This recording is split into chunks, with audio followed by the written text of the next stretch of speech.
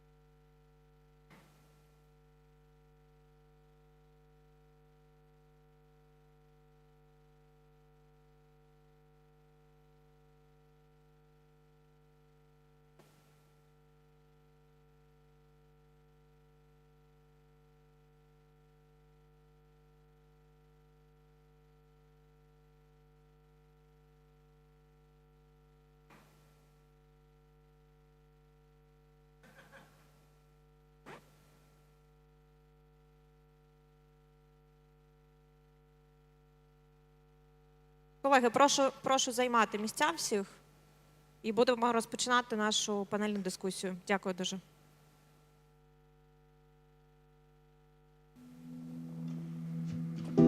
Всі люди виїжджали з Херсону, а я навпаки їхав з Миколаєва на поле, тому що ми 24 лютого досівали цибулю. Після того, коли ми дізналися, що наша територія деокупована, ми майже на наступний тиждень зібрали речі і поїхали в своє село подивитися, як люди. В окупації залишився генератор, генератор працював і людям качали воду. І чим могли, допомагали. Моя вся техніка, трактори були в селі, і сусід чим міг допомагав людям. Були такі моменти, коли ти їхав машиною по дорозі, а за 2 дні ти приїжджав на цю дорогу і ти бачив, що там вже частини дороги немає, а є тільки кратер від протитанкової міни. І коли ти запитував у людей, звідки вона взялася, вони тобі кажуть, що ти майже за 50 сантиметрів від цієї міни їздив по цій дорозі. Ми побачили, що дуже багато полів позаростали бур'янами. І ми спочатку прилітали дронами, травили гербіцидами бур'яни, і потім аж через 2-3 тижні хлопці підпалювали поля і проходили металошукачами поля і показували нам план схеми зеленим кольором, де вони пройшли, де не пройшли поля, щоб ми вже якось планували свою наступну польову працю. В майбутньому хотілося б бачити, як люди, з якими ти спілкувався до війни, хоча б трохи жили ліпше, ніж зараз. До війни почали будувати нові дороги в селі, почали будувати освітлення. Більш багато людей було в селі жило. І надію, що в найближчому майбутньому це в якійсь мірі, але буде так само, а може і краще.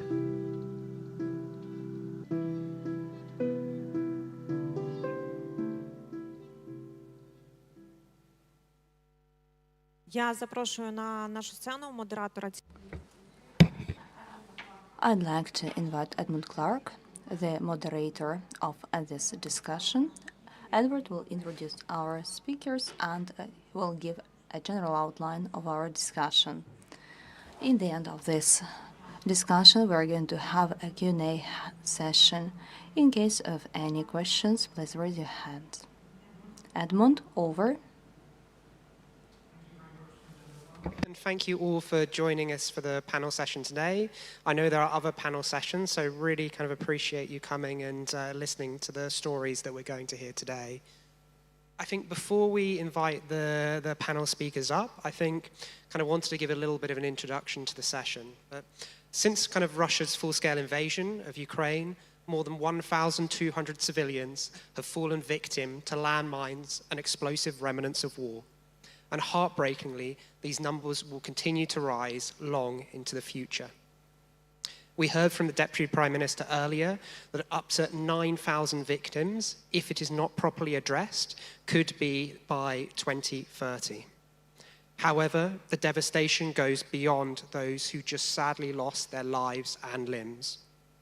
My team at the Tony Blair Institute published a report in September that estimated Ukraine's GDP is over 11 billion lower due to landmines and explosive remnants of war.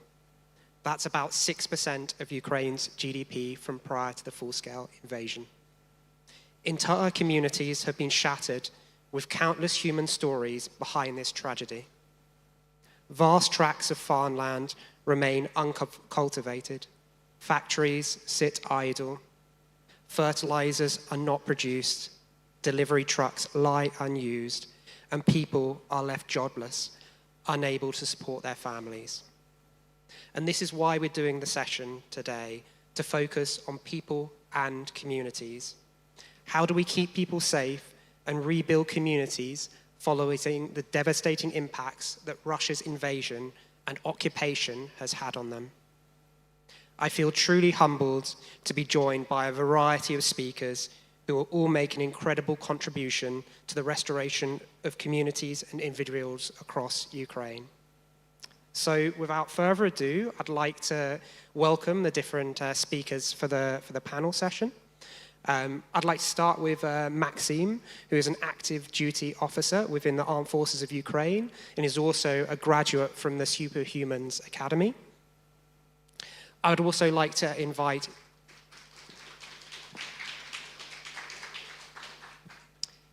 Yako, who is the representative of UNDP at this session and the representative for the whole of Ukraine for UNDP.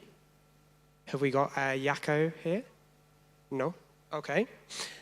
We have Julian from DRC, who's obviously one of the preeminent operators within this space.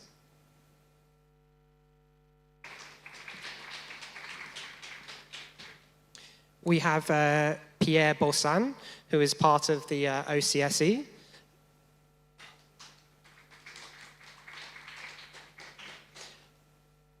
We have Colonel Zuborevsky, who is a representative of the MOD and works as part of the National Mine Action Authority. And finally, we have Vyacheslav Chaus, who's head of the Chernihiv Military Administration.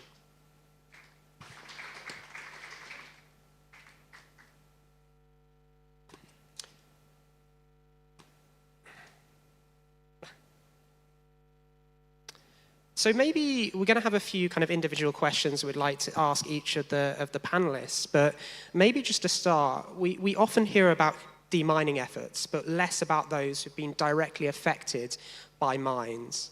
And maybe we'll each kind of ask to each person on the panel here, what programs are currently in place in Ukraine to support survivors, and how are your organizations in particular supporting them? Maybe we'll start with Maxime. Дякую за запрошення. У мене був незабутній досвід розмінування однієї міни. Він був досить успішний з точки зору розмінування, але не досить успішний з точки зору втрати кінцівки. I have an experience and understanding of a person who has lost an extremity, but unfortunately I'm not aware of the programs aimed at supporting survivors. Perhaps I'm too busy while in service. Hopefully, during this discussion, we will find out what steps can be taken to facilitate our lives. Thank you very much, and thank you very much for having me on the panel. Maybe to start with, it's really important, I think, to acknowledge that victims often have lifelong needs going beyond the demining process. Even if the war ends tomorrow, survivors will continue to require support for many years, long after the clearance is done. That's why we must put in place long-term solutions and stress the importance of victim assistance. DRC is doing this through our victim assistance programming, which is part of our wider response under our humanitarian disarmament and peacebuilding portfolio, along with humanitarian demining, explosive ordinances, risk education, advocacy, and capacity building to both government stakeholders and the civil society.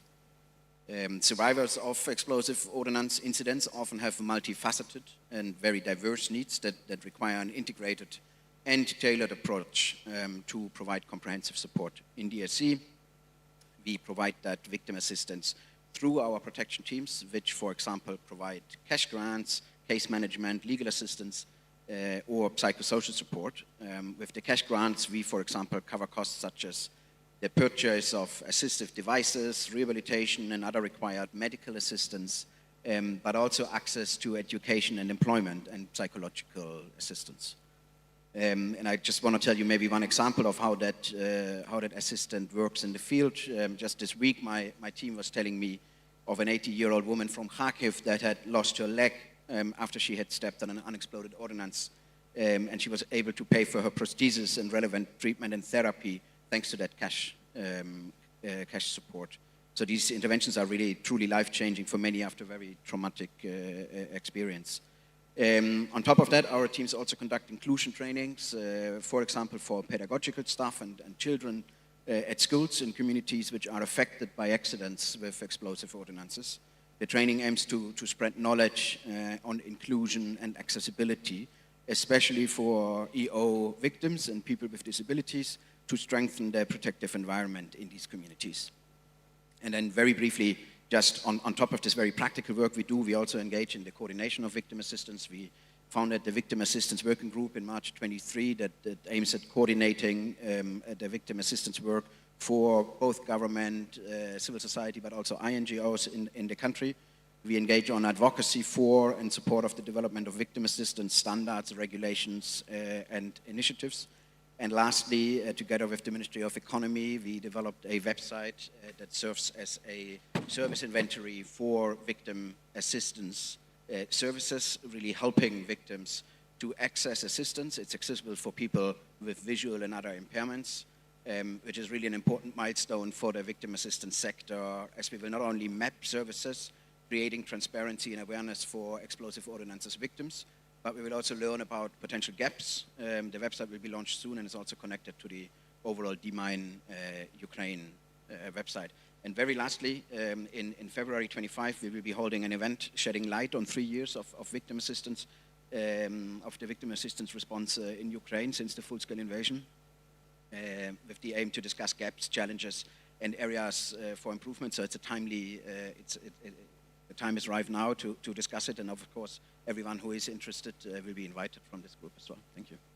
No, brilliant, thank you, and super interesting to hear some of the work that DRC is doing. I think probably worth echoing that, you know, it's a long-term process is demining, but actually it's going to be an even longer process of supporting the kind of victims of mines, and yeah, really, really good to emphasize that.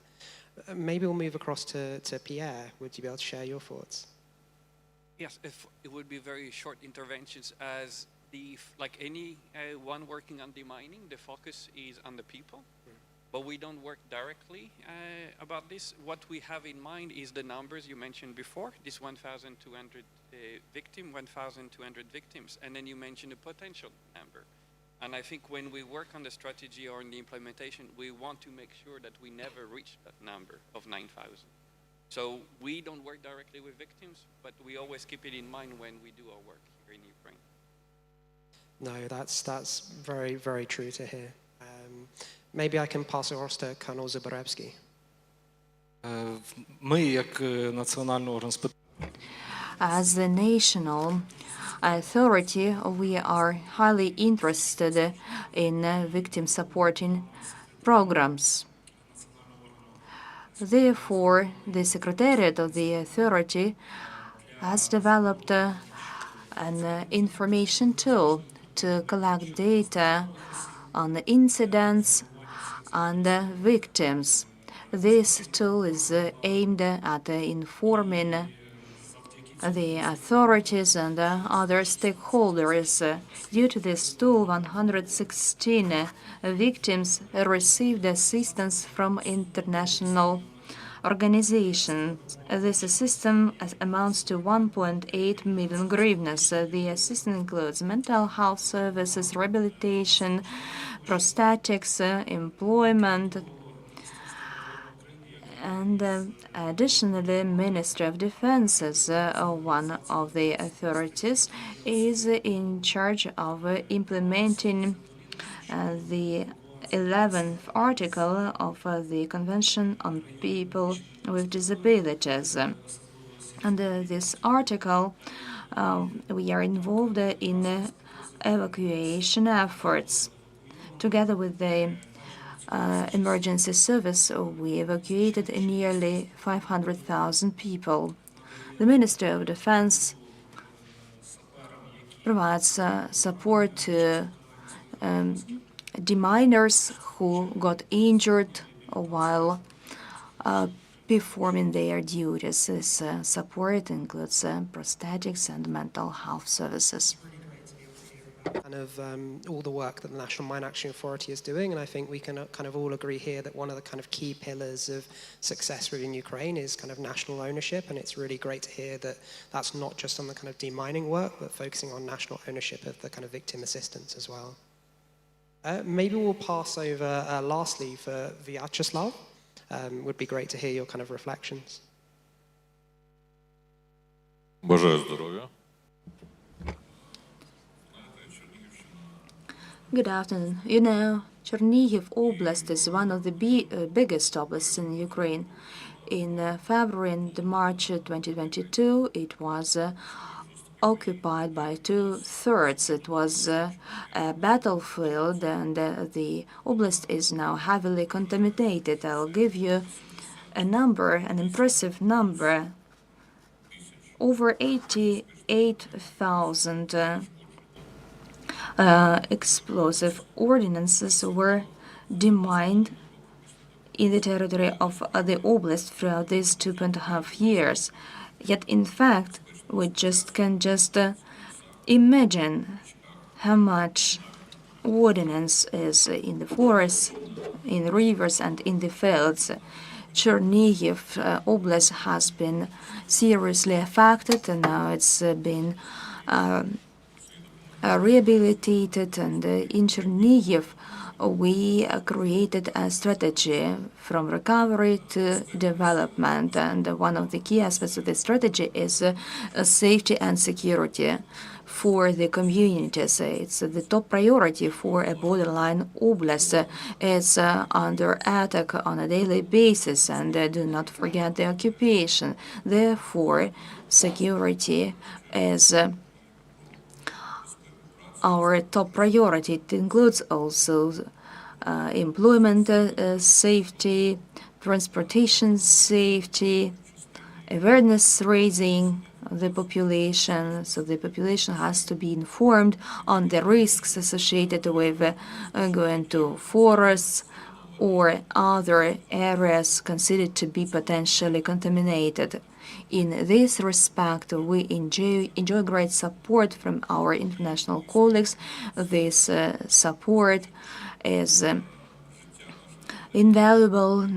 Together, we do whatever they can to protect our citizens. Unfortunately, after deoccupation, Russian mines caused death to 22 civilians, while 45 people got injured. Mainly these were farmers working in the fields or people who neglected the bans and went to the forest to pick up mushrooms or just for a walk. Therefore, we would like to scale up the humanitarian demining. That's priority number 1. And priority number 2 is awareness raising and providing more support to the population. We're grateful to our international partners because the international assistance is pretty significant. And I think it is very interesting to have you on the panel here because I think Genève is in a kind of unique situation as well, being obviously one of the kind of first areas that were both occupied and then deoccupied. And I think that's going to be one of the kind of big questions has come of, how can you support people and victims, particularly in the kind of deoccupied areas. Thank you all for those kind of initial reflections. I think we had some kind of specific questions now for each of you. I again like to start with actually Maxime, and I think it's really important that we hear all of these numbers, but actually thinking it on a kind of individual and some of the kind of people really affected by this. And so, I mean, we've heard some of the really kind of inspiring work from the superhumans, and I'd love to actually hear your individual story, both from being a kind of active duty officer to your experiences going through Superhumans Academy. Дякую. Моя історія. Well, my story is as follows. While on duty on the 29th of November last year, I stepped on the anti-personnel mine and I lost the extremity. I was applying a tourniquet and actually I saw that the bone, I saw the bone, the bare bone, and I was evacuated, and within a short time I was in the field hospital. Thus I've become an amputee, and my treatment journey started. I had to undergo about 10 surgeries. Then the rehabilitation started, and in January this year I got to Superhumans. I spent for about 2 months there.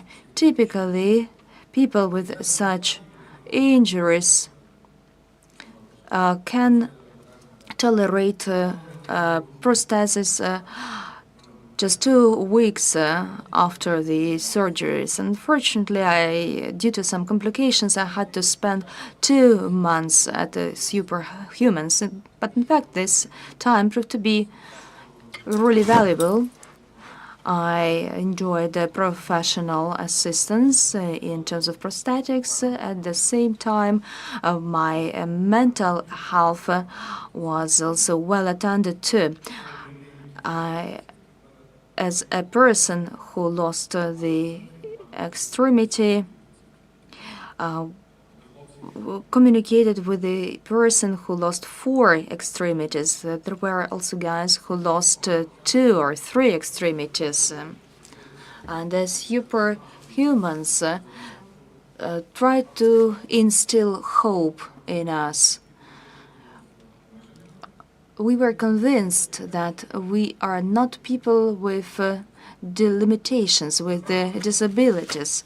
In fact, we are people with additional opportunities. This works. I think this is a wonderful center, and this experience shall be multiplied, I believe. I'm very grateful to them because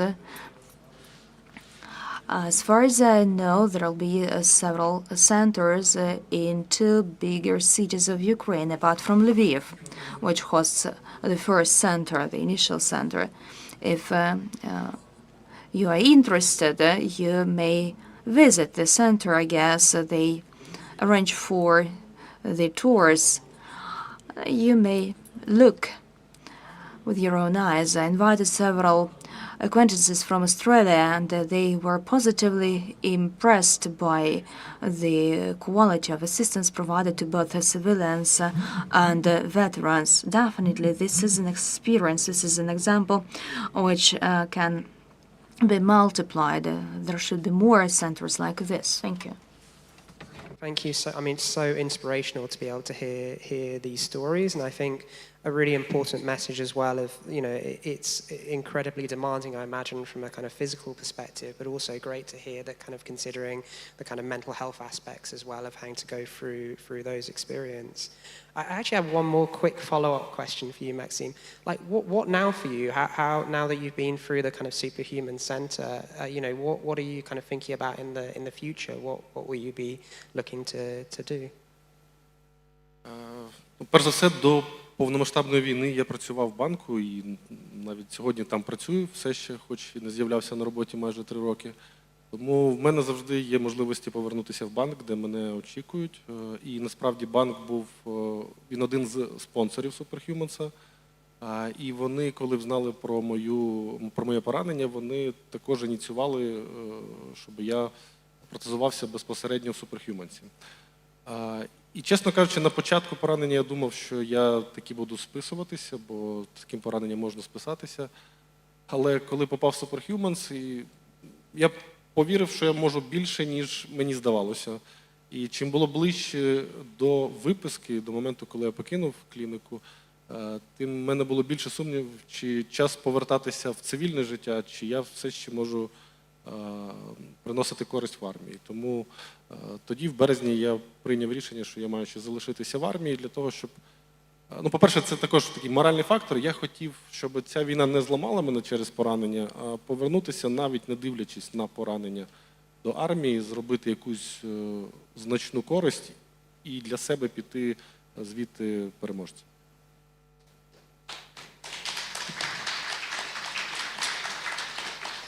Дуже дякую. Very, very inspirational to hear. Maybe if we kind of move on and like Julian, I kind of now kind of maybe thinking about kind of the DRC level and kind of you've obviously been providing kind of significant assistance on kind of risk education within Ukraine. And I can only imagine that kind of living under the kind of constant threat and the situation currently, particularly as you go to kind of more frontline areas, that eventually you will have a kind of normalization over time. You know, how true is this for people you see living in the kind of front end areas, and kind of what strategies can be applied to be able to help people to fully understand and acknowledge the kind of risks of mines? I think when it comes to adults in frontline areas, people are very well aware of the threat, but more often than not, they feel that they have no choice. They have to face the risk of contamination in order to continue their livelihoods, for example, by continuing agricultural work in known contaminated areas. In DRC, we try to ensure that people are at all times aware of the risks and provide an integrated response to tackle many problems simultaneously. Strategies to mitigate risks for people include developing very practical, straightforward safety algorithms, such as don't touch, don't approach, call 101, sort of things that stick to you, and the reinforcement of safety message through multiple communication channels and community-based initiatives, which center risk information in trusted and credible people and institutions. DRC trained, for example, teachers to deliver explosive ordnances risk education sessions, and schools are now using our materials to deliver these sessions to students independently. At the same time, we engage in advocacy campaigns on social media or through direct messages. We use large billboards to raise attention, or animated videos, as well as use radio campaigns to ensure that we reach all population groups through their most commonly used channels. It's really important to tailor the messaging and the format of delivery to different target groups. For example, radio campaigns for more rural areas where there is less access to internet and a higher percentage of elderly people.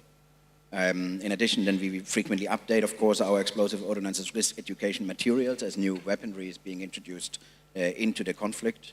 Then to ensure that risk education is effective and reaches the widest possible audience, we are integrating our risk education into other activities that we do. We are a multi-sectoral agency going beyond humanitarian mine action. This includes, for example, that we deliver risk education sessions together with legal aid awareness sessions, or as part of humanitarian aid distributions, or during needs assessments. At the end of the day, this is a much broader problem, though, and can only be addressed in the long term by structural changes. If people don't know when their fields will be cleared or why their land is not prioritized, it increases the chance that they will engage in risk-taking behavior, including farming land that is known to be contaminated. And I want to give you one example again from our work north of Kiev from a while ago, where a farmer named Serhi, whose land was known to be contaminated, despite this, he was using the land, and when we asked him why he does it, he told us that he saw the huge scale of the contamination in Ukraine, and that it would take generations or decades to clear. and that he didn't know when he could expect his land to be cleared or what the criteria were for his land to be selected for clearance.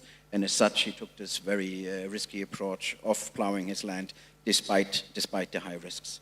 All of this just underlines, maybe let me finish on that note, the importance really of putting people and communities at the heart of risk education, but also the wider humanitarian mine action response. Thank you very much for sharing. I think it's really interesting to be able to hear kind of especially stories like kind of Serhi, where you realize that, you know, people do understand the risks of what they're doing, but they have no choice. It's their livelihoods, their communities, and yeah, really important to kind of understand the different human stories that sit behind it. Maybe moving to you, Pierre, I think, you know, there is so much support that's coming into Ukraine at the moment. It might be from the kind of the partners or the donors, from international organizations, comes from different operators, and there's also a lot of great work that the different government entities are doing. But how can kind of new organizations come and support kind of keeping communities in Ukraine safe? And, you know, what mechanisms are there for them to be able to kind of coordinate and create partnerships within the sector?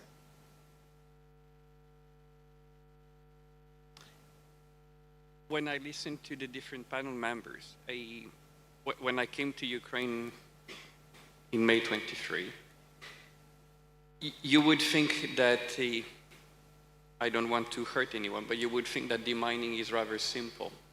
That there is a mine, you detect it, you remove it.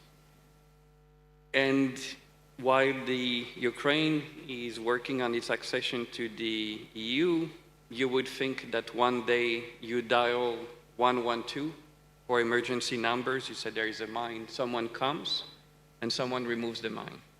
So it has, in theory, a certain level of simplicity in understanding the concept. Now, why isn't it that simple from international but also from Ukrainian perspective? First of all, because the war started 10 years ago, so the level of mines is quite important. As we heard in Chernihiv, it continues. We are discussing during wartime. The full-scale war started in 2022. And we are in the country which is the most mined worldwide. So if I want to go back to this example of you dial 112 to remove the mine, first of all, there are far too many mines in the country. The other element also that adds to the complexity is that there is a vast coalition of donors and international organizations to come. And also we interact and we work in partnership with different ministries. Ministry of Defense, Ministry of Interior, the Ministry of Economy. We have here the Deputy Minister, but also we heard this morning the Ministry of Education for raising awareness, etc. So when I go back to this example, when you dial 112, what you want to have on the other side is one voice, one order, one decision. And it takes time because we want to be one international community, and that's our job as international to work together. Here I have a colleague from the RC, but there are plenty others, Elo Trust, Tetra Tech, etc., all the others, FSD. And from Ukraine side also, we wish to have one Ukraine side on the other side, so that we go back to this one response to the person calling. And I would like to give one, I think, interesting example, which is a training program on EODs, where all internationals join together to propose a common training programs. And we're currently discussing it with our partners in the government to see if these training programs is adapted to Ukrainian standards, because again, we need to discuss and see. And what's our aim is to reduce the frictions or the impediments between the international community and Ukrainians, so that what we delivered is fully used. There is no waste of energy, no waste of finance, because there is a huge need. Even if we're able to do that, there is not sufficient money, not sufficient training. So to finalize my example, when we work in partnership with the Ukrainian government, together among the international community, our aim every day when we go back to sleep is whenever we get this phone call for demining, we can dial this 112 and get the answer. Thank you. No, I think hugely important to be able to both kind of coordinate and bring together and ensure there's kind of a streamlined kind of consistency in the support that's being provided. Maybe going now to Colonel Zaborevsky, I mean, kind of actually linked to that is that there is just so much demining work that needs to happen within Ukraine, all of which is extremely important for the economy, for keeping people safe. You know, how are you thinking about kind of prioritization in regard to demining? You know, if there is a need to be able to kind of clear land that has a kind of farmer in it versus kind of mines that are close to a kind of community space, you know, how are you kind of thinking about, you know, that trade-off between, you know, ensuring economic prosperity within certain communities versus kind of people's lives and keeping people safe? Дякую за запитання. Thank you so much for your question. I would split my response into two parts. First of all, I want to give you a little bit more context. I would like to give you a definition of mine action according to the law of Ukraine.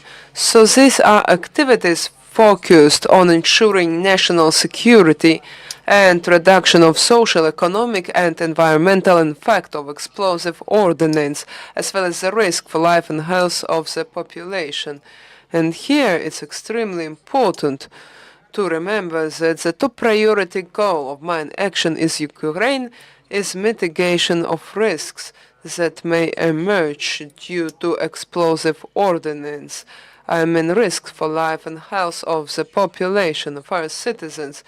And the second one is enable to use of natural resources in the areas clean of explosive ordnance for commercial purpose. So the law of Ukraine on mine action emphasizes that the top priority for us is the life and health of our people. In general, the Ministry of Defense of Ukraine and the Secretariat of the Ministry in general is very experienced in terms of planning humanitarian mine action projects. The very first humanitarian mine action plan was developed back in 2015. So when we develop such plans, we always greatly focus on prioritization as a very important component. Therefore, we take into account the importance of certain area for local community and for the government. We consider the risks present in this area as these landmines or unexploded ordnance, what kind of resources are available, what mine actions operators are willing to accept this assignment, and what's the general security situation in general. We carefully analyze all this data, and based on our analysis, we develop the assignments for mine action operators. Still, we clearly understand that we need to improve the existing tools. Therefore, the National Mine Action Body developed a solution. We instructed the Ministry of Economy and other stakeholder agencies and mine action operators to create special guidelines on prioritization of mine action works. Right now, this work is ongoing. We are about to finalize this document, and very soon we expect to receive a unified and harmonized guideline for governmental agencies, public authorities, for the Mine Action Center, and for local communities. Thanks to these guidelines, they will be able to improve, to better prioritize the works. And getting back to the second part of your questions, what areas are the key focus as the top priorities? Let me give you some statistical data. As today, since the start of the full-scale invasion, the Secretariat of the National Mine Action Body identified 750 incidents involving civilian population. 60% of those incidents happened in communities or in areas immediately adjacent to inhabited communities.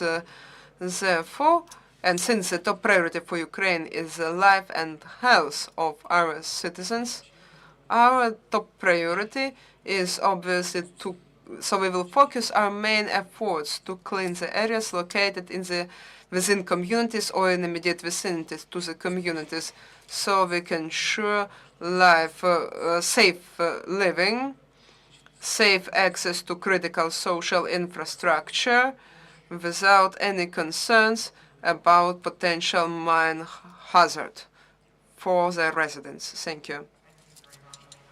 We'd probably echo that message, and it's really reassuring to hear of the kind of focus being on how can you return communities and how can you, think about people's kind of livelihoods and health as the kind of first priority. And I think also really good to hear the kind of unified effort going on with yourselves and the Ministry of Economy in regard to the kind of prioritization and how can you, continue to refine that into the future. Going to kind of Vyacheslav, and thinking about kind of this on more kind of a local administrative kind of level, how do you kind of work with both the kind of national government entities and also kind of work with international partners to be able to kind of support on a more kind of local level and kind of community level within Chernihiv? Дякую. Thank you so much for your question. I think I will repeat myself. I think Chernihiv region is one of the largest regions in Ukraine and most heavily contaminated regions in Ukraine. And even if the war ended today, which definitely wouldn't happen, the demine work would take several decades to be completed. Today I listened to Yulia Anatolievna, Deputy Minister of Economy. They mentioned a very ambitious plan, 80% in 10 years. I am optimistic about it. I believe in it. And at the local level, we will do our best in order to make sure that this plan is properly implemented. But honestly, in order to ensure proper safety and put a green flag on the map, it will take much longer than 10 years. And this problem won't go anywhere. So it's very important for us to raise awareness about this problem. We need to start with kindergartens, with schools. We need to raise awareness. And here we proactively cooperate with communities. And communities use their own budget and the budget of international donors present in Chernihiv region to plan and introduce so-called safety classes. The safety classes are a foundation of safe school environment mentioned by Mr. President Vladimir Zelensky. And these safety classes are quickly propagating. I want to make sure that every school student knows how the explosive ordnance looks like and what to do about it, at least not to touch it, and immediately call adults or call 112. In this respect, it's incredibly important to cooperate with the communities in order to establish these safety classes for our children to be aware of what can be hidden in the water or in the soil. There is another important component of humanitarian demining, comprehensive demining. We are talking about the ordnance on the surface. In Chernihiv, we have cleared up over 80,000 explosive ordnance, but the largest portion of this ordnance was on the surface, or we suspected at least that the ordnance is there. However, most dangerous are the mines that are deep in the ground. They cannot be seen immediately. Therefore, we need more and more humanitarian operators to demine these territories. Currently, we've got 60 operators. Just 7 of them are active in Chernihiv Oblast. Additionally, we've got 3 national operators, including the emergency service and national police. I have mentioned 88,000 explosive ordinances, and the majority of them were deactivated by our national operators. I think this is a larger field of activity for international missions and the operators. Please welcome to Chernihiv Oblast. The Chernihiv communities are highly interested in clearance because it's about business, about safety of companies and people. So welcome in Chernihiv region. That's critical. But let me reiterate, there is still much work to do. Chernihiv Oblast is extremely contaminated in terms of explosive ordnance. Thank you. Actually, a kind of slightly common themes as well, especially about some of the kind of discussion from DRC as well, of how the kind of importance of having it kind of community-led in regards to risk education as well. And, you know, it's really kind of good to be able to hear some of the work happening within kind of schools, and how do you kind of support a community-led approach to risk education. Conscious of time as well, and we'd love to be able to have some kind of questions from the audience, so do be prepared if you have any kind of questions on your mind. I'm going to do two more questions, one to Colonel Zaborevsky, and then finally I'd like to come back to you, Maxime. Maybe kind of starting with Colonel Zaborevsky. I think obviously we've heard a bit of the kind of discussion about kind of risk education, its importance, but you know, with the kind of, you know, there are kind of international partners, but actually a lot of this work is happening within the kind of government entities themselves as well. I'd like to ask from your perspective, what is the most effective kind of motivator for people when you're thinking about, you know, educating about mines and explosive remnants of war? Тут дуже важливо розуміти, Risk education or awareness raising shall be differentiated based on the group of population, based on the gender or age group. And each and every group deserves an individual approach. For children, we may select some type of gamification. For adults, the demonstrations work very well. It is also possible to work at the level of employers. We do not have any universal approach, any silver bullet. Together with the international partners and with the authorities, we are working currently on the new mine risk education standard. This standard is supposed to integrate best approaches and practices which were common in Ukraine since the start of the Russian aggression in Donetsk and Lugansk oblasts. We know the number of incidents since the beginning of the full-scale invasion. Indeed, it's much lower than the number of incidents in Lugansk and Donetsk oblasts, and this reduction is due to the risk education. Hopefully, the standard we are designing now will contribute to the efficiency of measures, and respectively, the number of incidents will be approaching zero. Sentiments, and I think it's also a good message to have the kind of differentiated approaches into risk education. May I add to this? Please do, please do. Я би додав, що, звісно, I would like to add the following. Yes, indeed, we need some materials developed by the competent authorities. However, insurance companies perhaps should use a certain demonstration to advertise. They have to show what can happen once you do not insure your assets. Extremities are your assets, and there are lots of people who lost their extremities.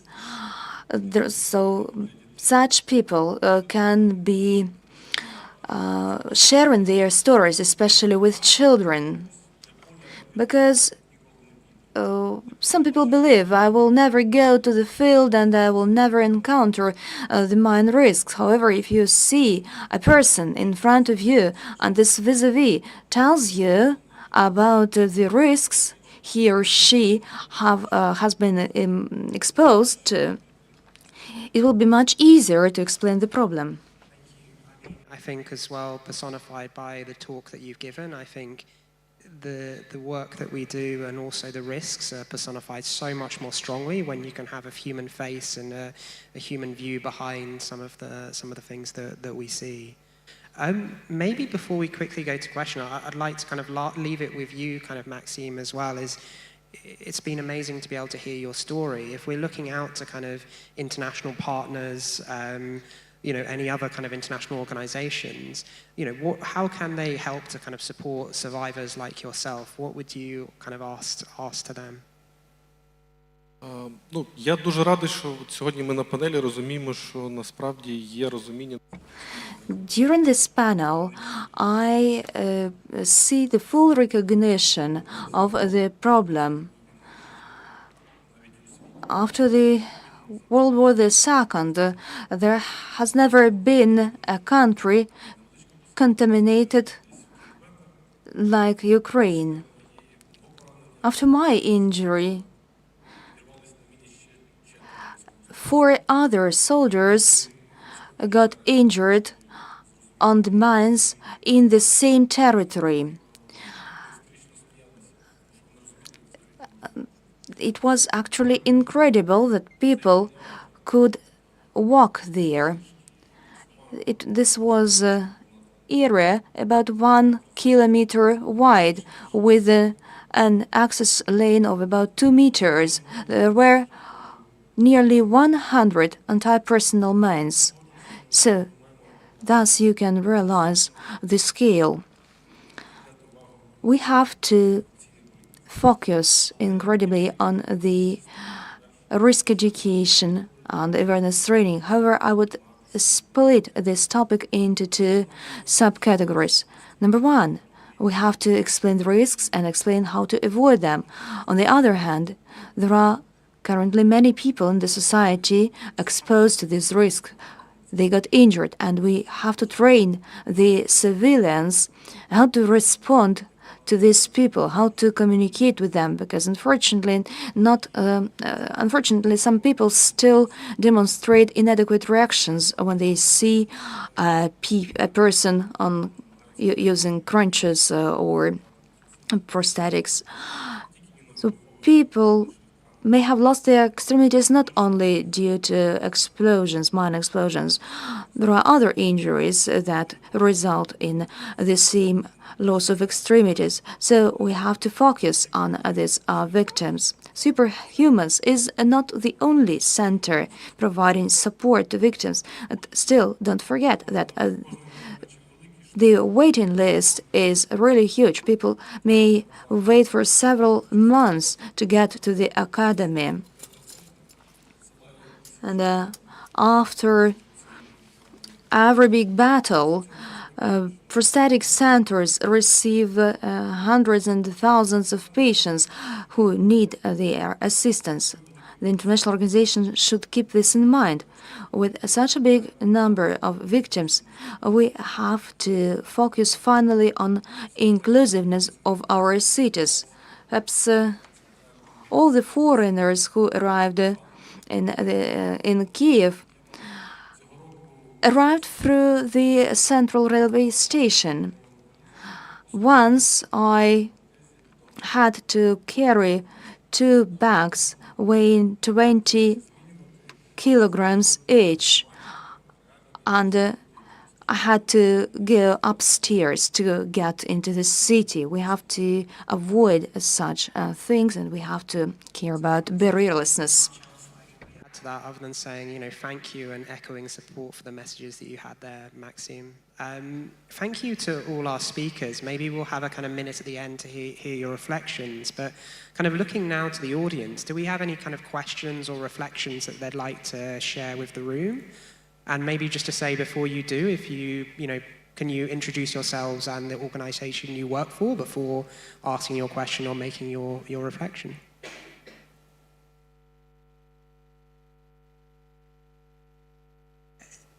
We have one question at the back with the lady at the back. I think there should be a microphone that will be coming round to you in a second.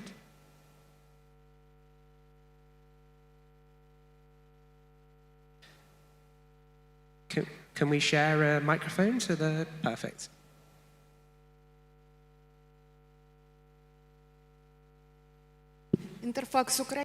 Interfax Ukraine, I have a question for Mr. Charles. You mentioned that there are just 10 operators active in Chernihiv Oblast. As far as we know, it is possible to contract demining via Prozoro. Please share the statistics regarding the requests and the completed contracts. By the way, on Friday, the budget was redistributed. 2 billion hryvnias were taken from the Demining budget and reallocated to the winter season works. So will this suspend the Demining works? Definitely, we are not going to stop. We are not going to cease our operations. Within 2.5 years after the occupation, we realized two things.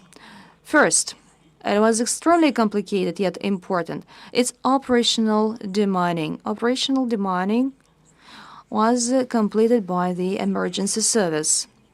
Due to the operational demining of the agricultural areas and critical infrastructure facilities, the farmers could get back to work in 2022. So the area cultivated by the farmers was 92% compared to the same period of 2021. However, the operational demining does not guarantee safety. The emergency service was active in the areas of former battlefields, yet such operational demining will not guarantee safety for tractor operators and other workers. Maybe you have missed, I have already said, 24 people died as a result of explosions. In terms of humanitarian demining, there are for about 300,000 hectares that still await clearance. This is about a tenth of our territory. We did receive the requests. There is a plan for 2025. It requires some updating and revision, but definitely in 2024, more territories were demined than in 2023. Because other operators such as DRC Demine Solutions joined in humanitarian demining. FSD, for instance, I have a full list of the operators, but at the moment, 7 international operators and 3 domestic operators are active in Chernihiv Oblast. This means that definitely we are not going to stop our activities, and our plan for 2025 is even more ambitious than for the current year. Kind of questions or reflections in the room? Over here to the right, the gentleman at the right. Доброго дня. Звуть мене. Good afternoon, my name is Alexei. I'm from a Humanitarian Demining Center. I have a pretty personal question. I need your personal opinion. In Chernihiv Oblast, we have a hospital. It's located in the contaminated area. The hospital is an essential need for the community. At the same time, the community needs the agricultural lands. In your opinion, what should be prioritized, a hospital or agriculture? Both. We cannot differentiate here. In 2022, operational demining, I'm sorry, colleagues, I'm saying that because I know that from practice. So we demined the most critical facilities.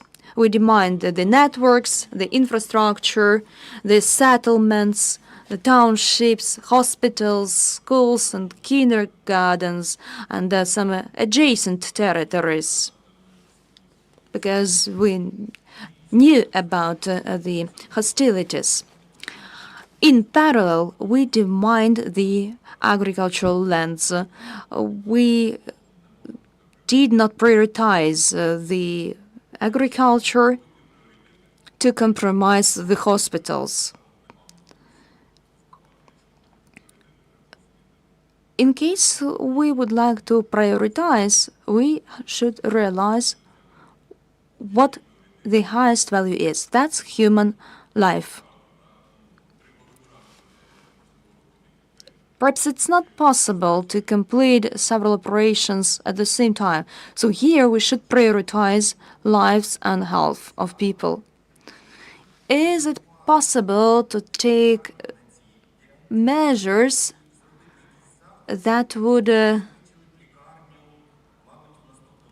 ensure health care assistance to the population in another hospital? So let's say this hospital cannot be demined, but the citizens can go to the nearby village, or there are some other opportunities. Well, we have to approach each and every situation individually, each and every oblast. In Chernihiv Oblast, the population density is twice less than on average in Ukraine.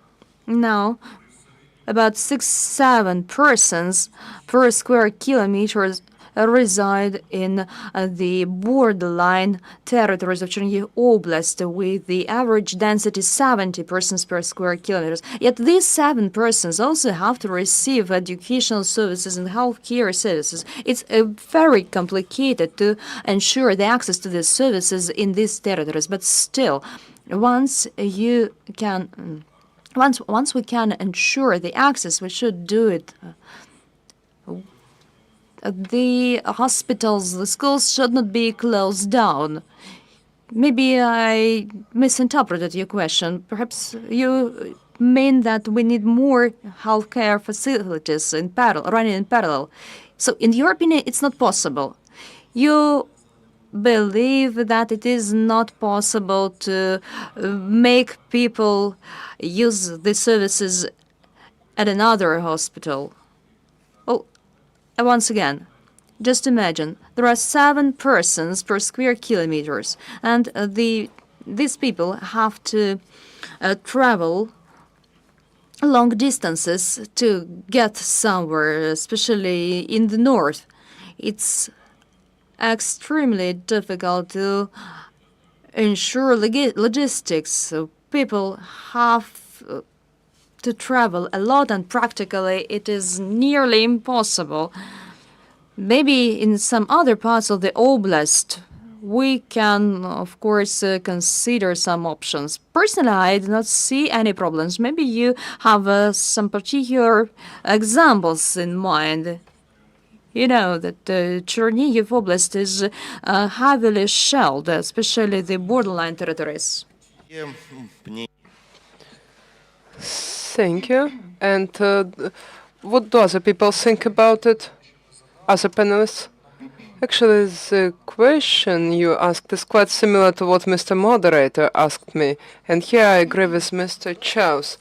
I think the most important thing for us is the life and health of our citizens. So when we set priorities, there are many considerations we need to take into account. The density of population, the agricultural significance of lands, the impact of contamination, the type of contamination. If it's unexploded ordnance, it's one thing. But if it's planted landmines, it's a totally different thing. And we also need to consider available resources. So, nevertheless, the life and health of our citizens is our top priority. It's a starting point, and then we plan everything based on available input and resources. Ihor, would you have a question? To the Deputy Minister at the front.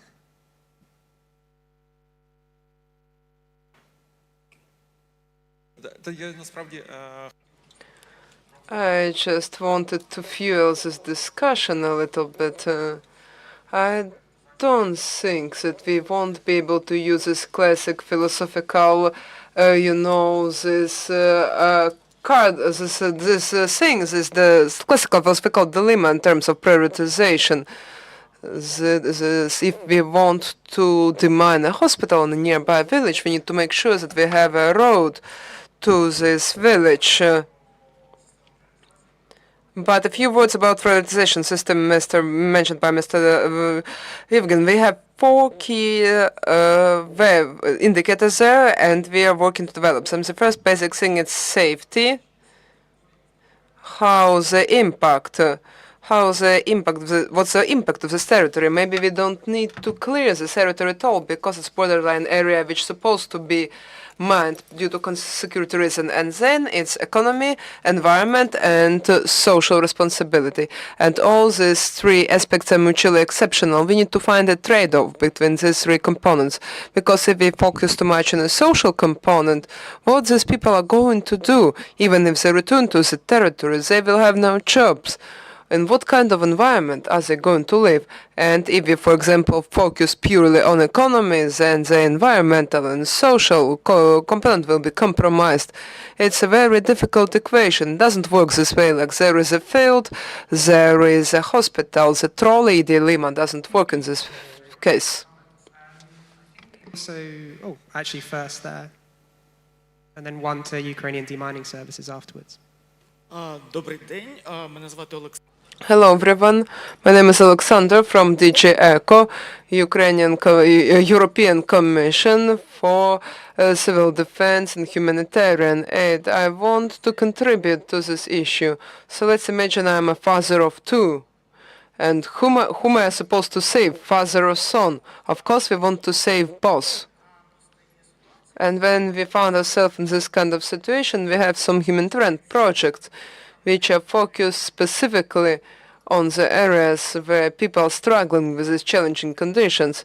We have special mobile medical outreach teams which can meet the health care needs of population which do not have access to stationary health care institutions. So we do have this kind of programs. It's just my contribution. Questions just here in the front to the right-hand side.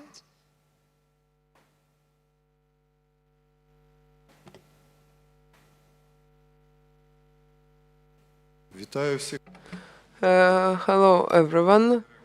I'm a Chief Commercial Officer of Ukrainian Demining Service. I have a question to Mr. Vyacheslav Anatolievich. It's about humanitarian mine action. I looked through some of the tenders for humanitarian mine action service procurement as part of implementation of the directives the Cabinet of Ministers 284 dated March this year. And I haven't noticed any tenders that are announced by Chernihiv region agrarians. So 300,000 hectares of agricultural areas require humanitarian mine action in Chernihiv region, 1/10 of your area. No, 300,000 of areas in general. If we talk about agricultural lands, it's around 60.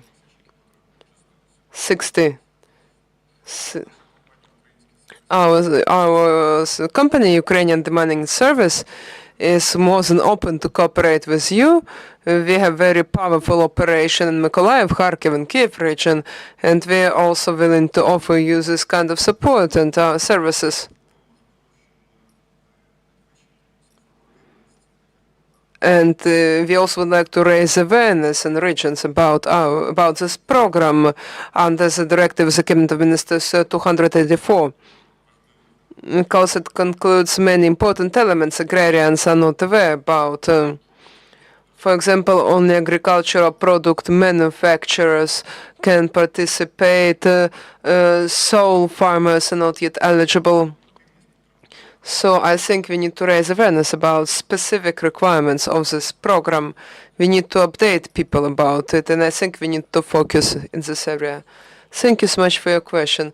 One of the meetings at the government and business dialogue platform will be focused on the humanitarian mine action and awareness raising among farmers about available possibilities and options. I definitely want to make sure that as many mine action operators as possible operate in Chernihiv region. I definitely want to make sure that we do comprehensive mine action in Chernihiv region and make sure that we finish it as early as possible. I know for sure that we have many companies and we have many resources, land resources for work. We lack the only thing, it's funding. As previous speakers mentioned during previous panels. But still, we know for sure that the most important thing today, well, we don't have issue with schools. If you have any questions, you can come and ask me. If you have any issues, you can come and let me know after this discussion. But our key issues are agricultural lands, forestries, and next year we want to focus on forests because people go to woodlands, people ignore the prohibitions. And underwater mine actions, we haven't yet even started, but we have so many ordnance underwater because multiple rocket launchers were fired, and I can just imagine how many unexploded ordnance we have on the bottom of this now. So we have so many work here for you. Please, I kindly invite all certified underwater mine action operators to come. Perfect. And then I think we can move to wrap up. Thank you so much. My name is Aga Prekresti. I'm from Handicap International Human Inclusion.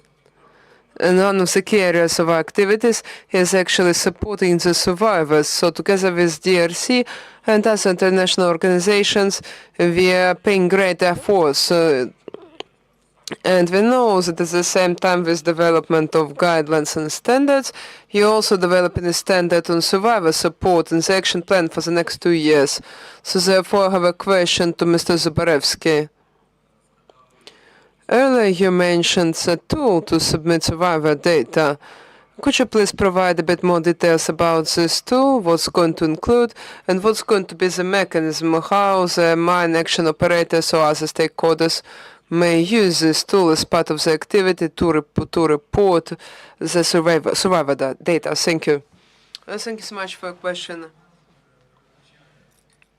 This tool provides is used for collection of documents from official regional authorities about any incidents involving explosive items.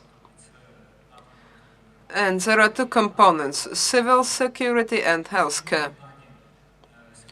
This data will be received by the Secretariat and they will be verified to exclude any inaccurate or data or duplications.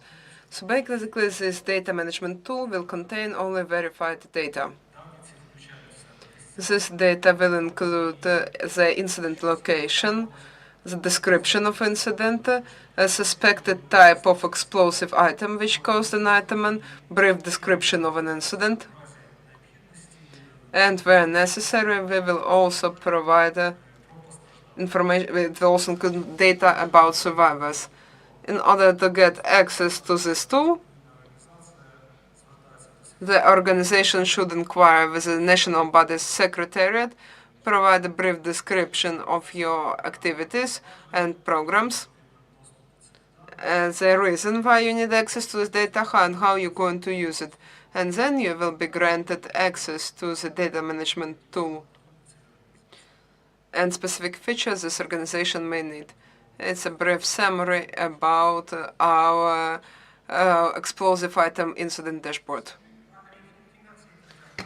But I'd kind of thank you all for the really kind of invigorating kind of discussion here and kind of actually speaking for some of the panelists themselves. I'm sure it'd be great to kind of continue these discussions, later on in the day.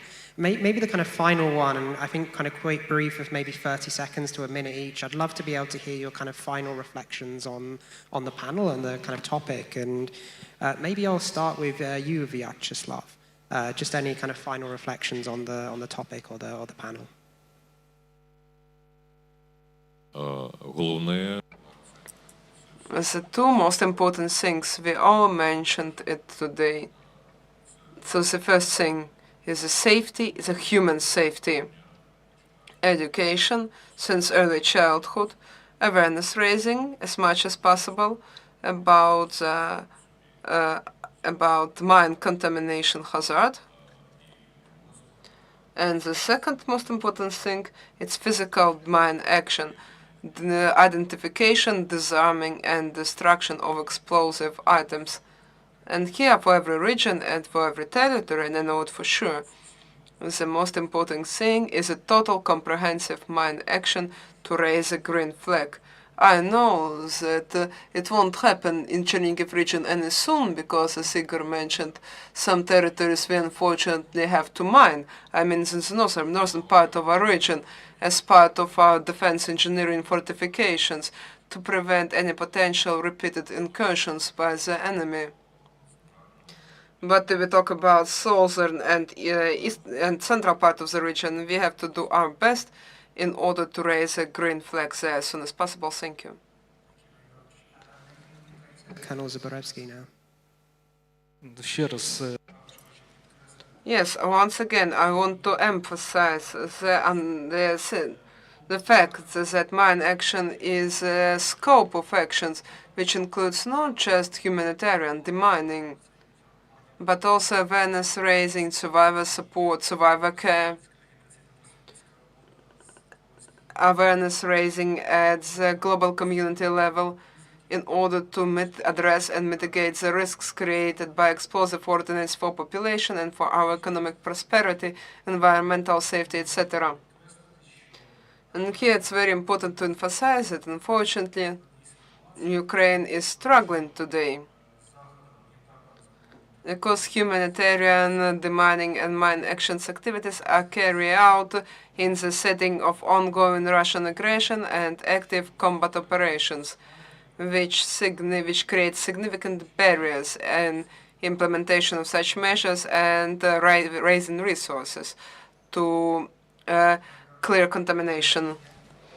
Yes, two messages.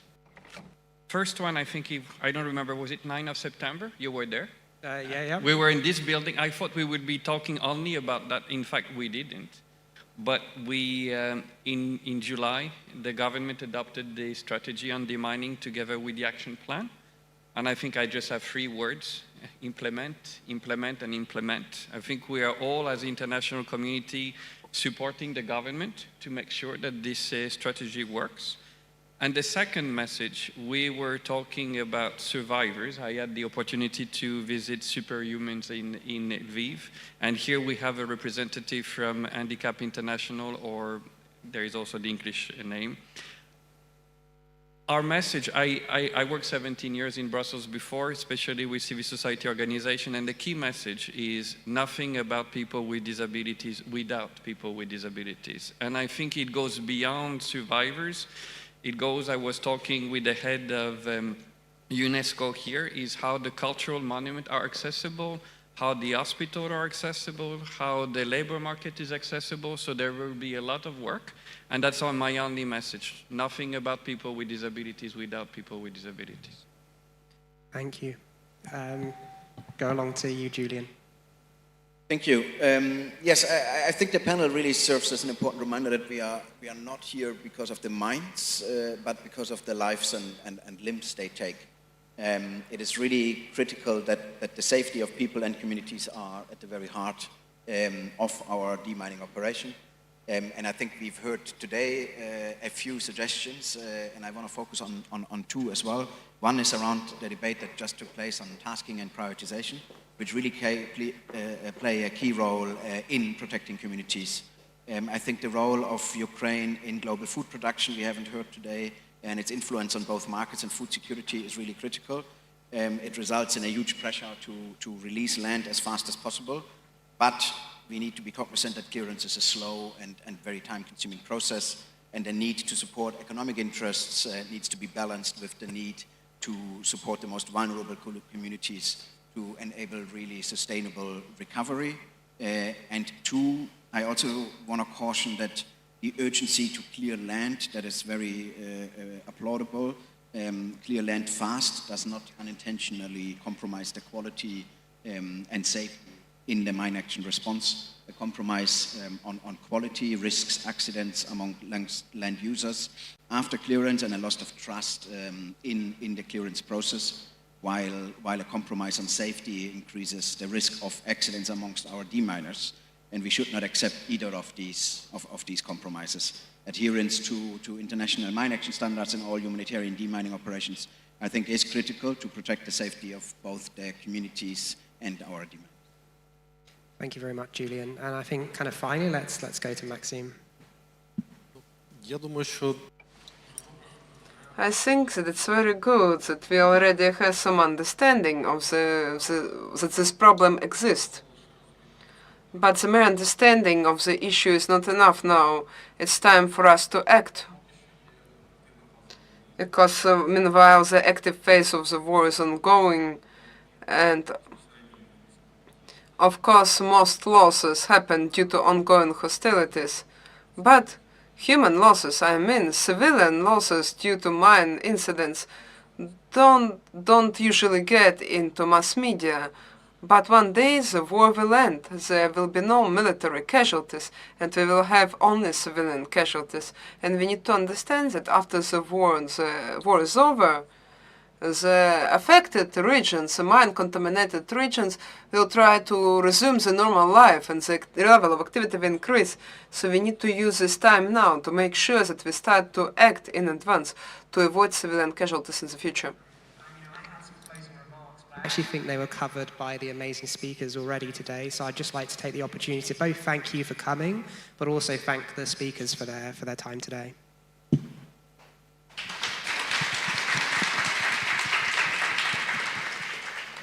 Я хочу зі свого боку, щоб I also would like to express appreciation to our speakers and moderators.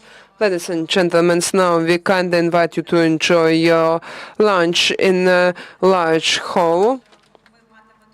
You will also have an hour before the next panel. Please make sure to use this time to visit our outdoor exposition. You can go out of the central entrance and go left, and also go to the parking lot. You will see some equipment from mechanical demining. Thank you.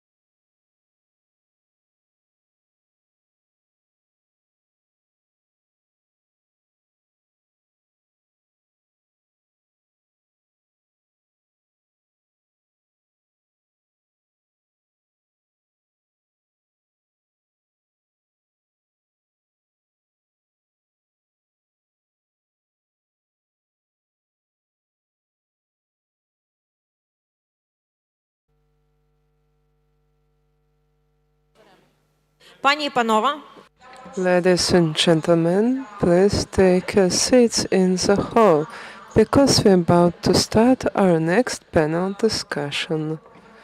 We will talk about production and localization of demining equipment in Ukraine. Ми компанія, яка розробляла We're a company that previously used to mostly agricultural machinery. Now agricultural lands are either contaminated with mine or occupied, so we developed a special soil treatment machine. It's not just makes the work easy for EUD specialists, but also helps to verify the fields that are not contaminated but considered suspicious. Moreover, now our company has developed an upgrade kit for agricultural tractors. It's something much needed because mostly it's about save of tractor drivers. Because even if all Ukrainians come to clear the contamination, we give skissers and armored vests and metal detector to everyone. It will take so much time. When we did commissioning tests for our first machine, it happened in Novosarevka, and over the first day we have covered 1.7 kilometers of power transmission unit, while emergency service EUD units covered only 100 meters in 24 hours. Steel machines make the mining easier, reduce the cost per demining a hectare of land, and eventually contributes to recovery of this land which start to generate money. We really hope that soon we will achieve a victory, but we will still have so much work to do. But together we will rebuild our Ukraine and we will live in prosperity.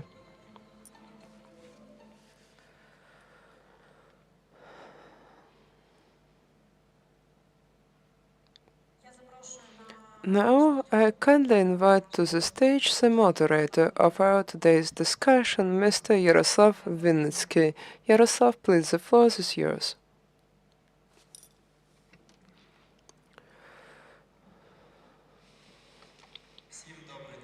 Hello, everyone.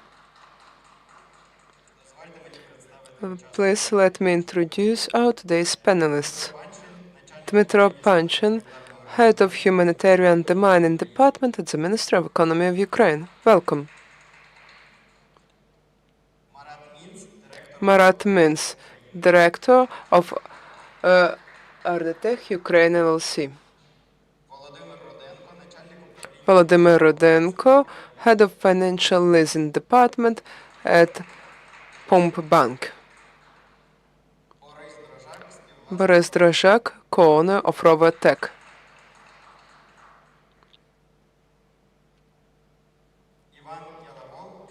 Ivan Yelovol, Head of Mechanized Demining Machinery Development at Kharkov Tractor Engineering.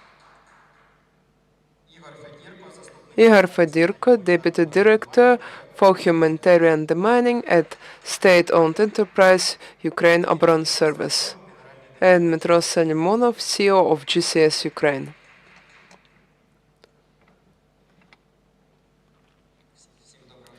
So, greetings everyone, gentlemen. Obviously, the scale of explosive item contamination in Ukraine is unprecedented, not just for our country, but for the world in general. Right now, around 140,000 kilometers are considered potentially contaminated, which accounts for approximately 25% of Ukrainian territory, which 3 times as large as the territory of Switzerland. In order to meet this need for demining, we need a market of producers with a clear equipment producers with a clear economic model, which generates profit for manufacturers and allows them to scale up and develop. The same is true for localization of foreign production, which helps to bring modern, efficient foreign technologies into Ukraine. It will push the market forward and will help companies to improve their solutions, and everyone will benefit from it, government, companies, and society. It will create new jobs and bring new taxes into Ukrainian treasury. So the topic of our today's discussion is the development of Ukrainian manufacturers, the localization status, and future expectations of the market participants. We will discuss it in more detail. And my first question is for you, Dmitro. Could you please tell me why does the Ministry of Economy actively engage in production and localization of demining machinery? What are some specific steps the government has already have in order to catalyze and expedite this process? And what are some of the economic prospects for Ukraine? Thank you so much for your question. So, as you mentioned in your opening remarks, of course, development of mine action activities in Ukraine is about new jobs, is about economic development, it's about business. So it generates a lot of state, it's lots of revenue for the government and the momentum for Ukrainian recovery. As for mechanized demining machinery, we can quickly decontaminate our land only thanks to innovations and mechanized machines, because of course human EOD specialists will follow these machines, but it's a totally different rate and totally different quality. So this is the reason why, together with the Institute of the Ministry of Defense, we jointly developed the mandatory certification procedure, and this year this mandatory certification procedure was adopted. The mandatory certification for machinery allows us to use harmonized, unified standards in Ukraine to make sure that our fields are demined by similar mine action machines of proper quality. First of all, it's about safety. So, following this 11 months of our efforts after the directive was adopted, we have already issued 18 certificates for mechanized demining equipment. Some of the manufacturers are present here in this room: Atritech, GCS. They are also other machines are also pending certification, so this process is ongoing. Moreover, in order to promote manufacturing and localization of machinery in Ukraine, the Ukrainian Parliament passed two draft laws to remove customs tax and value-added tax for machine kits and equipment used in mechanized demining installations. I think Marat is in a better position to provide more details because he's a person who's already importing this equipment into the country. But as for our strategic direction, in general, these steps are also included into our mine action strategy, which we had also adopted this year. So it's just a general overview of our activities. If you don't mind, yes, please. I would like to add a few more points. So I represent the Ministry of Strategic Industries, which is actually responsible for manufacturing industry. So first of all, thank you so much, the Ministry of Economy, for launching this process. I mean, the mine action process. It's true. It's your merit. You contributed to development of this legislation, creation of opportunities. But localization of machinery, including humanitarian mine action machinery and equipment, and localization in general, are our national-wide strategy. It's about our national economy, and because we really want to generate some taxes and create some new jobs from. We want to keep technologies, people, and expertise in the country. So in the future, we can somehow implement the potential and use the capacity we have developed over the course of this war and due to its implication. Second is a logistic leverage. We need to repair and maintain this machinery with a very short leverage. It's very important. That affects the demining speed in general. There is also an R&D issue mentioned during the previous panel. R&D never ends. We have all venues and all possibilities, all capacities for it. And we need to make sure that this equipment is constantly upgraded and developed. We want to build partner relations with our international partners who want to localize their manufacturing and ensure local content, such as Atritect localized docking manufacturing here. And we want this expertise to create common value that we can share at the global market. It's a normal environmental cooperation, something we are committed to as a government. Thank you, Igor, for your points. And I have another question. What do you know? Are other large manufacturers other than docking willing to enter our market? Well, I think I will share an insight with you. Right now, we are working on making sure that some other manufacturers, I mean Demining machinery and equipment manufacturers, also enter our market. I have Mr. Dmitro next to me.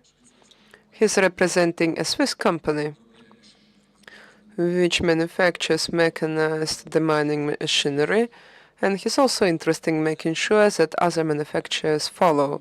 It's one of the top priorities for the Ministry of Economy, I mean encouraging our external partners in order to increase our production rates and to bring provenly efficient European players into our market. Thank you so much for your detailed response. The governmental initiatives in the area of manufacturing and localization is of utmost importance. So let us continue this topic. And I have a question to Mr. Narad, CEO of TOV Atritech Ukraine. Your company successfully localized docking machine manufacturing in Ukraine. I know that you use customs-free spare part import regime and you develop manufacturing in view of reduced demand for agricultural machinery, which used to be your main focus before the war. So please tell us about the impact of docking machine manufacturing on your company during this time of great challenge. Hello, everyone. I think it won't be a secret for anyone. But the full-scale invasion affected all manufacturers, not just us. We used to be focused on production of agricultural machinery. We had quite a narrow-focused production, specialized production. It was a high-precision machinery. We didn't use conveyor belts. These were customized orders developed specifically for our customers. So, like everyone, initially we built anti-tank barriers and armored vest and everything we could at our factories. But then we ran out of metal, I ran out of steel, but we had to live on, to pay salaries and taxes. We had to save our business and our people. But our cooperation with docking started back before the full-scale invasion. We manufactured suspension equipment for their mining robots. And when first mine action machines were provided to state emergency services humanitarian aid, we realized that, as Mr. Igor correctly mentioned, humanitarian aid is one thing, getting this machine is one thing, but quickly repairing and servicing them in a timely and efficient manner is something totally different. When you have expensive equipment, it can be in downtime for 3 to 4 months if it doesn't have a shaft, a very basic detail. So this is the reason why we approached docking with a proposal to do service operations, minor repairs, and subsequently localize production of some spare parts. Docking agreed with our proposal, and today we have received technical documents free of charge, and now our localization level has reached a very high level. Now everything related to this machinery is produced in Ukraine. So what's the outcome of it? First of all, we have an ability to promptly supply and install spare parts. Secondly, thanks to this localization, we have reduced the cost of spare parts as compared to Croatian company. And as the practice shows, the practice of the most recent tenders run by the State Emergency Services, the key recipients of docking machine, we have reduced the cost up to 35%, which is a huge amount of money. And docking is quite okay about it. They understand it. They understand our margin. We are entitled to, as a manufacturer, under the directive by the Cabinet Minister of Ukraine. It's not 40%, 100%. It's not 300%, like in some European companies. It's a totally different figure. So basically, we have saved quite a lot of money for the national budget. And what are some of the governmental and regulatory changes, such as customs-free import of spare parts, support your activities? Well, thanks to this legislation you mentioned, now we don't need to freeze our money for 6, 7, or even 8 months. The government doesn't lose money because of it. We still pay value-added tax when we sell our machinery. But the gap between the import of spare parts and the final handover of machines to a customer is quite a long period. It's 3 or 5 or 6 months.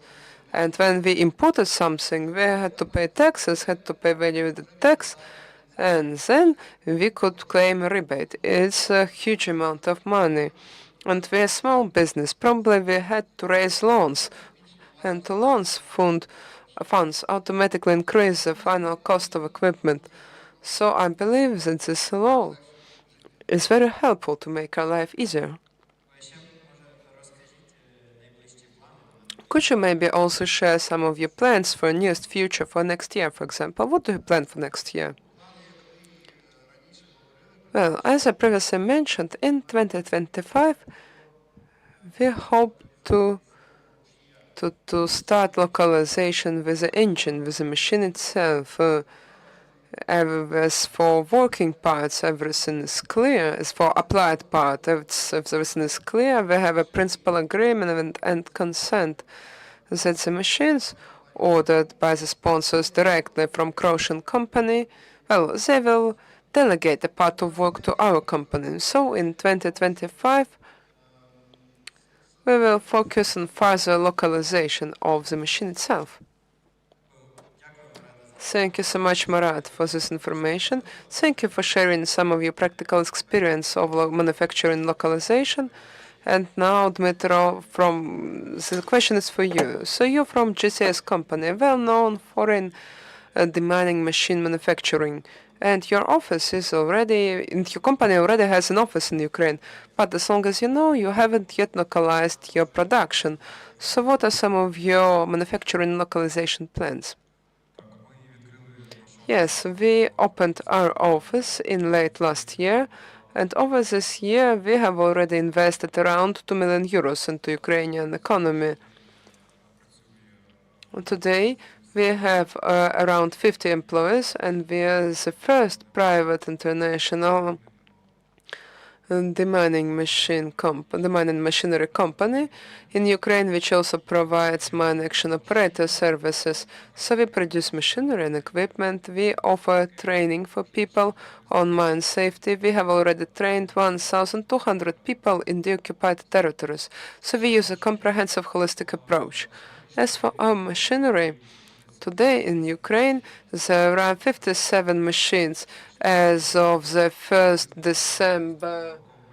And until the mid next year, we expect to deliver 40 more machines. Our key clients are State Emergency Service, Special Transportation Service, the Ministry of Defense, Nibelon Company, and the National Police. We provide Swiss quality in Ukraine, and we forge ties with other companies. We've got mobile teams that go to the fields and assist the national police and the emergency service of Ukraine. They provide actually technical advice and help them when using this machinery. It's crucial because the machinery, the equipment should work in the fields, fulfilling its main function. In October, we participated in an international Demining conference in Lausanne. At that time, we signed an international memorandum on localization. So in 2024, we were involved in service provision, and in 2025 we are planning to localize our business because we would like to support our country's economy. Localization means taxes and less budgetary expenditures on the machinery. Machinery is in the field, and often pieces of the equipment need a replacement. So we are fully in line with the policy of our state. We'd like to support it.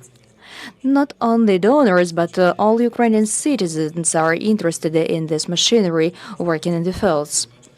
What are the opportunities and the challenges of localization? You have mentioned the opportunities, but what about challenges? Well, first, Ukraine is well known for its skilled engineers. This means that the infrastructure is in place. However, Switzerland offers technologies and brands. Our main focus is the security during demining operations. We are going to demonstrate this mission of our company by our machinery and equipment. Would you like to opt for a model with a Ukrainian partner, or you'd rather prefer pure localization? Well, currently we're working on spare parts localization. We would like to have a partner for this assignment. And we would like also to manufacture the machinery together with the Ukrainian partners. Okay, thank you very much, Dmitro. Given your experience, I'd like to ask you another question. It's for you and for Marat both. Is it possible to consider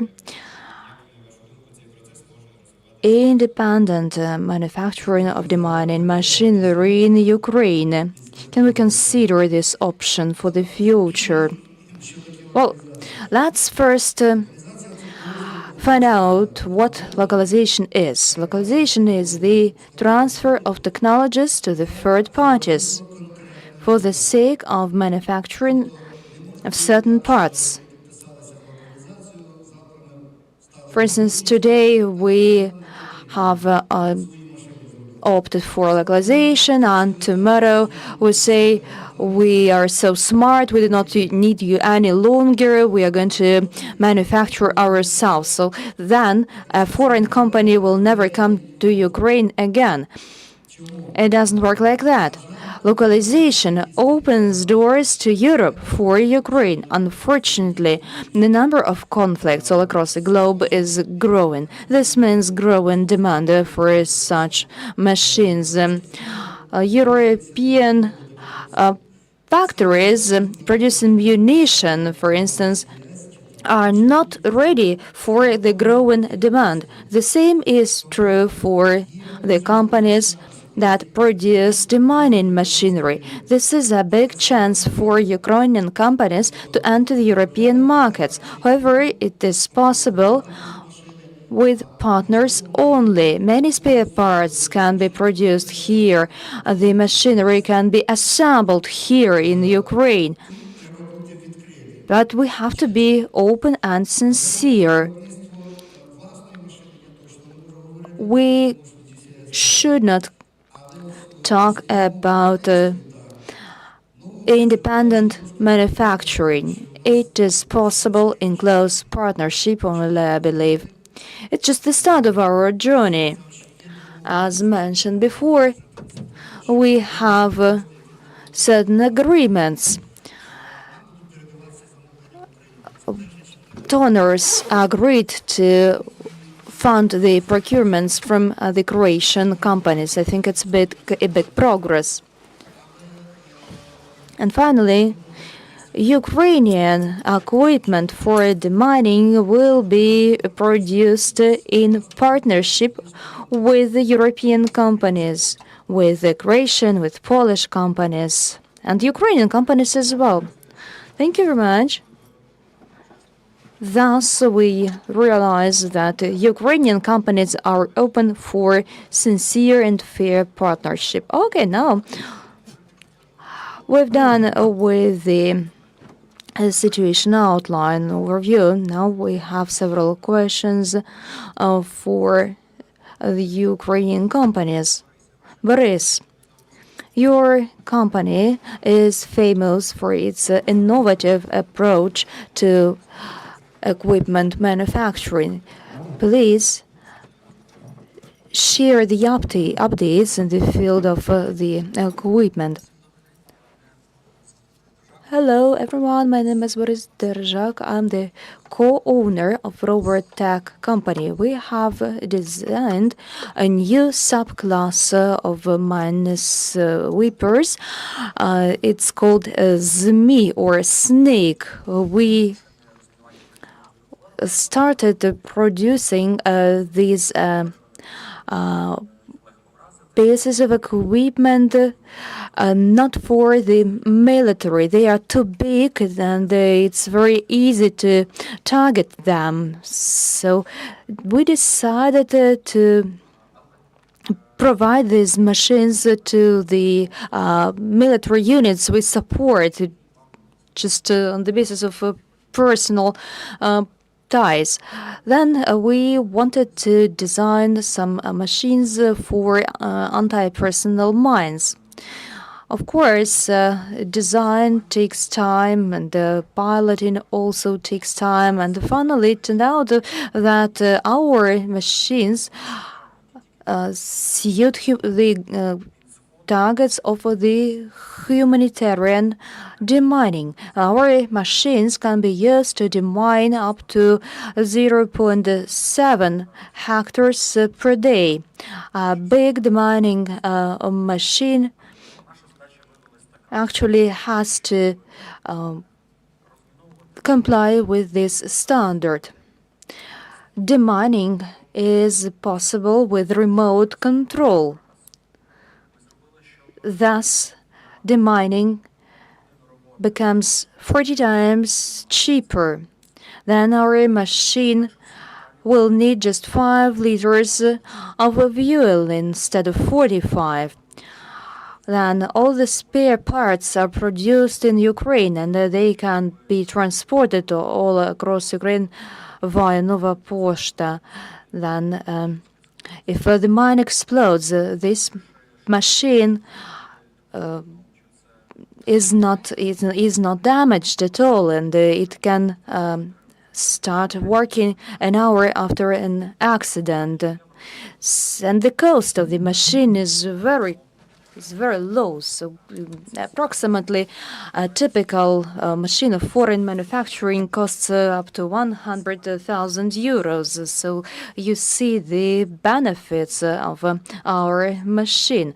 Our machine are used for solid ground, while the traditional machines work with loose soils, and we have not seen any situation when our machine registers the mine and it does not explode. There are some situations, some risky situations that are not covered in the media,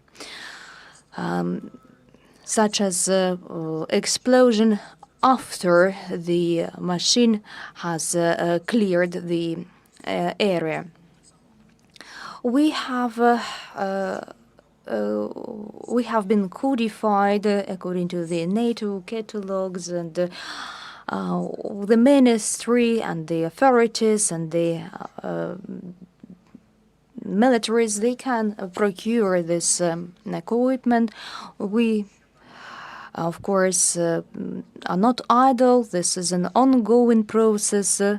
This machine is pretty cheap. The full package costs up to 20,000 US dollars. So these machines can just work remotely. They will be checking the field, looking for mines. It will be faster and cheaper in combination with other technologies. Thus, Ukraine is demining its territory at a rapid pace. The operators that have large machines often use them in combination with our ZMI equipment to optimize the velocity of clearance and reduce the costs per square meter. I'm not sure if I have answered your question, but that's it. On my part, I will tell you that Boris company is a member of a cluster. I watched the machines on the testing ground, and I saw that it does work. Okay, but now please tell us about the challenges. So what additional steps, what additional actions should the government take to stimulate the production? Well, how honest should I be? Those who own demining demining equipment companies know that they will be assisting other brands from Europe. I have nothing against Europeans, our friends, and our objective is to produce as many machines as possible because manual demining is not possible. So the more we help foreign manufacturers, the more difficulties we will face ourselves. There are several reasons. First, the price is regulated by the legislation. I have to submit lots of documents to justify my price, and the markup is no more than 25%. So I should sell from 40 to 80 machines to be as profitable as other companies that sell just one machine. Our sales unit should be really overloaded. We have to secure our budgets. We have to persuade people, and we have to provide maintenance to all these pieces of equipment, to all these 40 or 80 machines instead of just one. It makes life more complicated. Then, foreign companies can give their machines as gifts. They can send them in form of grants, and that's easier for them. But just imagine what can be done in Ukraine for $1 million. We do not have this money. It's more difficult for us. We have to pay engineers, and we cannot give our machines away. Then another issue is partnership. It is unreal to find partners under our circumstances. I have lots of personal ties, so it's easier. Okay, imagine that I start producing large mine sweepers for humanitarian demining, for counter-offensives. This means that my employees won't be reserved from mobilization unless I'm involved predominantly in humanitarian demining. This is very complicated, so I cannot risk 50% of my staff because otherwise there will be no one to produce, while the foreign companies do not have this problem. We agree to assist our state. We assemble the mine sweepers, but we do not have any profit from that. Okay, thank you. Minister of Economy.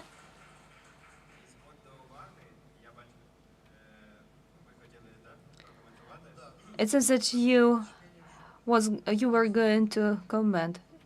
It seems that we are living on two different planets. However, we are both in Ukraine, and our employees are Ukrainians as well. We pay same taxes, and we hire same people, and pay same salaries. We cannot compare ultralight machines and a machine weighing 22 tons. If your equipment is good, then you will sell 100 or 200 machines instead of just one. So the lightweight machines are designed for other objectives. We are more focused on localization, yes. We are not interested much in sales. This will not replenish our budget. We are a small company as well, a small company located in Khmelnytsky Oblast, yet we continue our operations. We work on our projects. Well, you mentioned this amount, $1 million. I'll tell you, a Croatian company has been a pioneer in demining since 1996. They've got 20 years experience, so why should not we learn from them? There are lots of takeaways. That's a comment. Thank you. Thank you for your opinion. Thank you. A small comment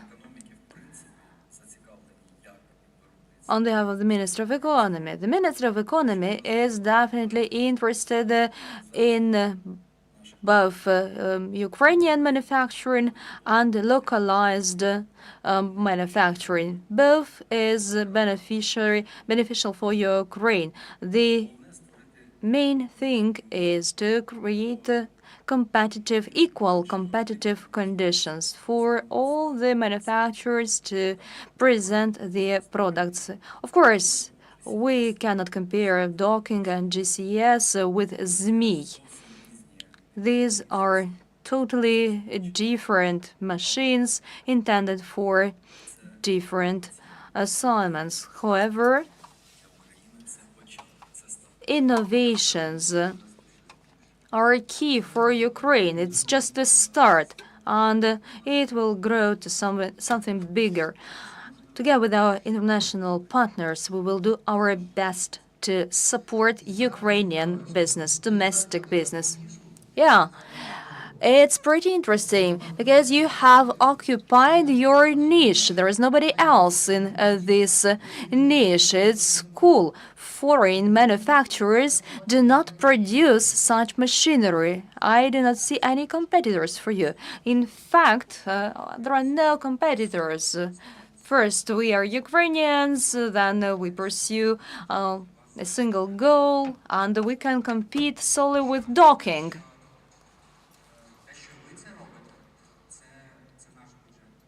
Because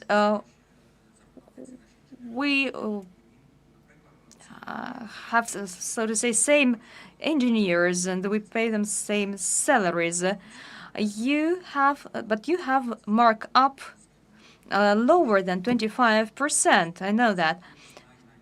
Technically, I can say that you are one of the best examples of the demining equipment adaptation. For Ukraine, it's a big benefit.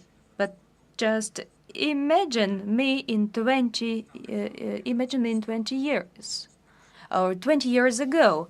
We are the country which was the first to send people to the universe, to the extraterrestrial space. But just imagine how many years we need now to demine the territory. About 750 years. We need more deminers. And we just imagine there is not a single place in Ukraine where we cannot start business. I'm just trying to inspire you. I do not have anyone to work with because there are no factories that can produce simple things. At the same time, you produce these parts, and it's the foundation for us. Thank you so much. And Mr. Ivan, maybe you also join the discussion. Tell us a little bit about your business. What are you doing in this area? Thank you. Hello, everyone. So Kharkiv Tractor Engineering is a domestic engineering company. We develop and manufactures agricultural and forestry tractors. There are transmissions and other mechanized machinery, as well as spare parts. So, after the start of the full-scale invasion, we adapted to the changing environment and we launched new activities which already contribute to overcoming the implications of full-scale invasions. Millions of hectares of Ukraine are contaminated with explosive items, creating momentum for creation of all self-propelled demining machines. In May 2023, we presented a prototype as a soil treatment machine. It's a first step for creation of a new mechanized humanitarian mine action system for our country, for Ukraine. Today it's in mass production and our equipment is used for clearing Ukrainian soil from mines and ordnance. In the same year, we started development of the first fully Ukrainian demining machine of the corresponding class. So we are not alone here in this business, obviously. And today, this machine is already available here at the exposition.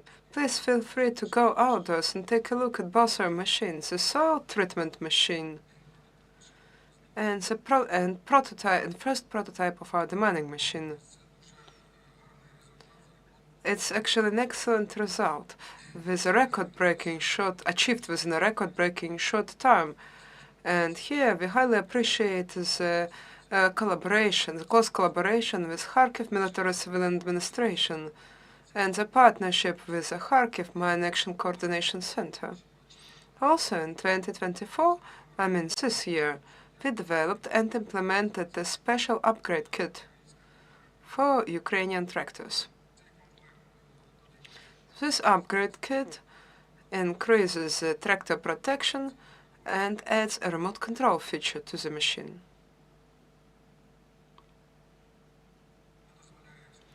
Thanks to this, the tractor can do the primary land treatment while ensuring safety of operators, because all these things happen remotely. Oh, by the way, one of the mining operators in the Kharkiv region purchased our machines, and they have completed certification for this machinery. Now they are certified land cleaning verification equipment.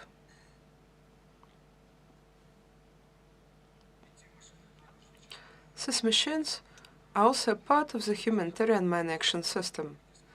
Please note that the number of mechanized demining machines ordered and manufactured for Ukrainian operators, in our opinion, is not sufficient for rapid cleaning of Ukrainian territory, which is potentially contaminated. First of all, it's due to the high cost of equipment, and it's also due to the lack of proper mechanism for purchasing these units by the mine action operators. And I guess the most severe problem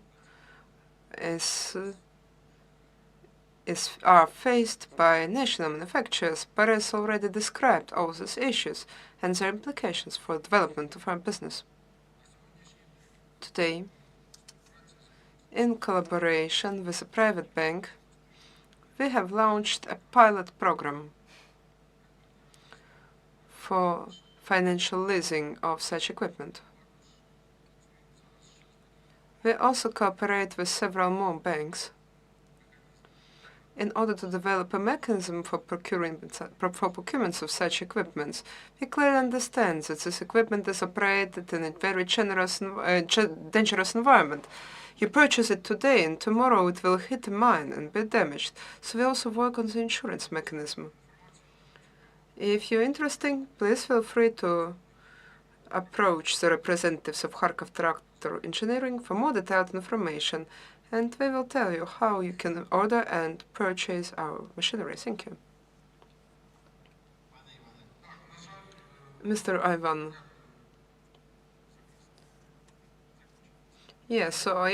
I'm about to wrap up soon. So we really hope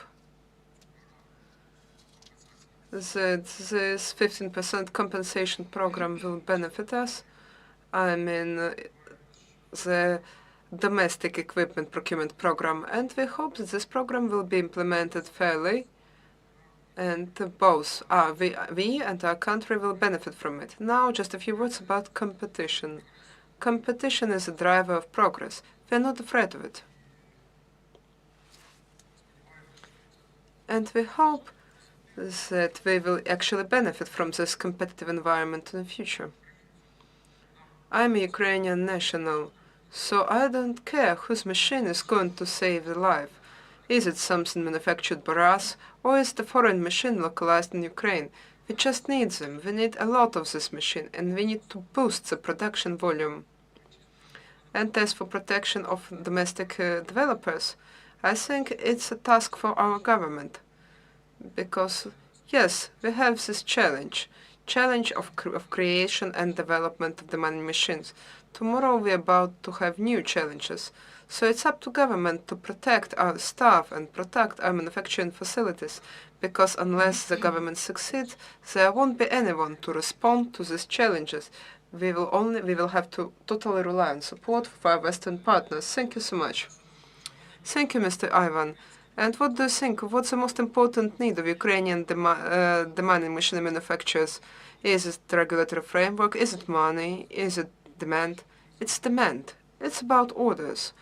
And to generate more orders, we need state programs where the customers will benefit from buying our equipment. Would you respond to it? Yes, sure. So let us talk about state procurement. Right now, we don't have so-called state orders in Ukraine. We have a competitive market, we have Prozoro, we have programs, and we have budgets of our demining services. And here, a market plays a crucial role. If a machine is competitive, if it matches the certification requirements, it will be purchased. I'm sure about it. Well, of course. Maybe it's lower volume, maybe it's less budget fund. Definitely it's not sufficient to procure the sufficient quantity of such machines, but still I strongly believe that soon we will have much more of it, and we will increase the amount of funding. Our partners are supporting us. And let me add another point about governmental aid and support. We have 40% manufactured in Ukraine program. It works. There is a budget for 2024 for this program. It's funded. So if a manufacturer and if a and actually the list includes mechanized demining machine. So previously, they compensated 15% to only to private entities, legal entities. And now, as long as I remember, some amendments will be introduced for governmental institutions.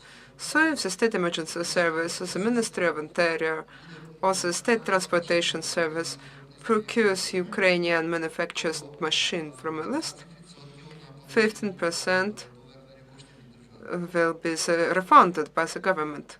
Yes, now we are working on implementation of this program and amendment of our regulatory framework to make it work. Yeah, we haven't yet tested this program because our price is much less. It doesn't matter. Just believe me, this program is quite similar to the agricultural machinery production compensation technique. I'm well aware about this program. This program has been here for a while. It uses the identical scheme. The funds are automatically refunded after submission of documents to your bank. You don't need to go anywhere. You just submit documents and in 3 weeks you receive money in your account. Thank you everyone for very substantial and exciting discussion. And now I have a question for a mine action operator for Ukробron service. Igor, your organization is directly involved, is working in field, so your experience is extremely valuable for us. Could you just briefly tell us about the activities of your enterprise? Do you use the mining machines in your activity? And if no, then why? What are some of the barriers that prevent you from implementing this technology? Thank you. Unfortunately, I have a kind of personality split today. I'm responsible for entire ministry and for the separate institution at the same time. So let me just summarize everything mentioned by previous speakers about competition. Of course, the government primarily regards you as manufacturers. Docking and GSS are Ukrainian legal entities. They pay the same taxes. They deal with the same military reservation issues, and they have terms absolutely identical to Ukrainian manufacturers. They employ Ukrainian staff.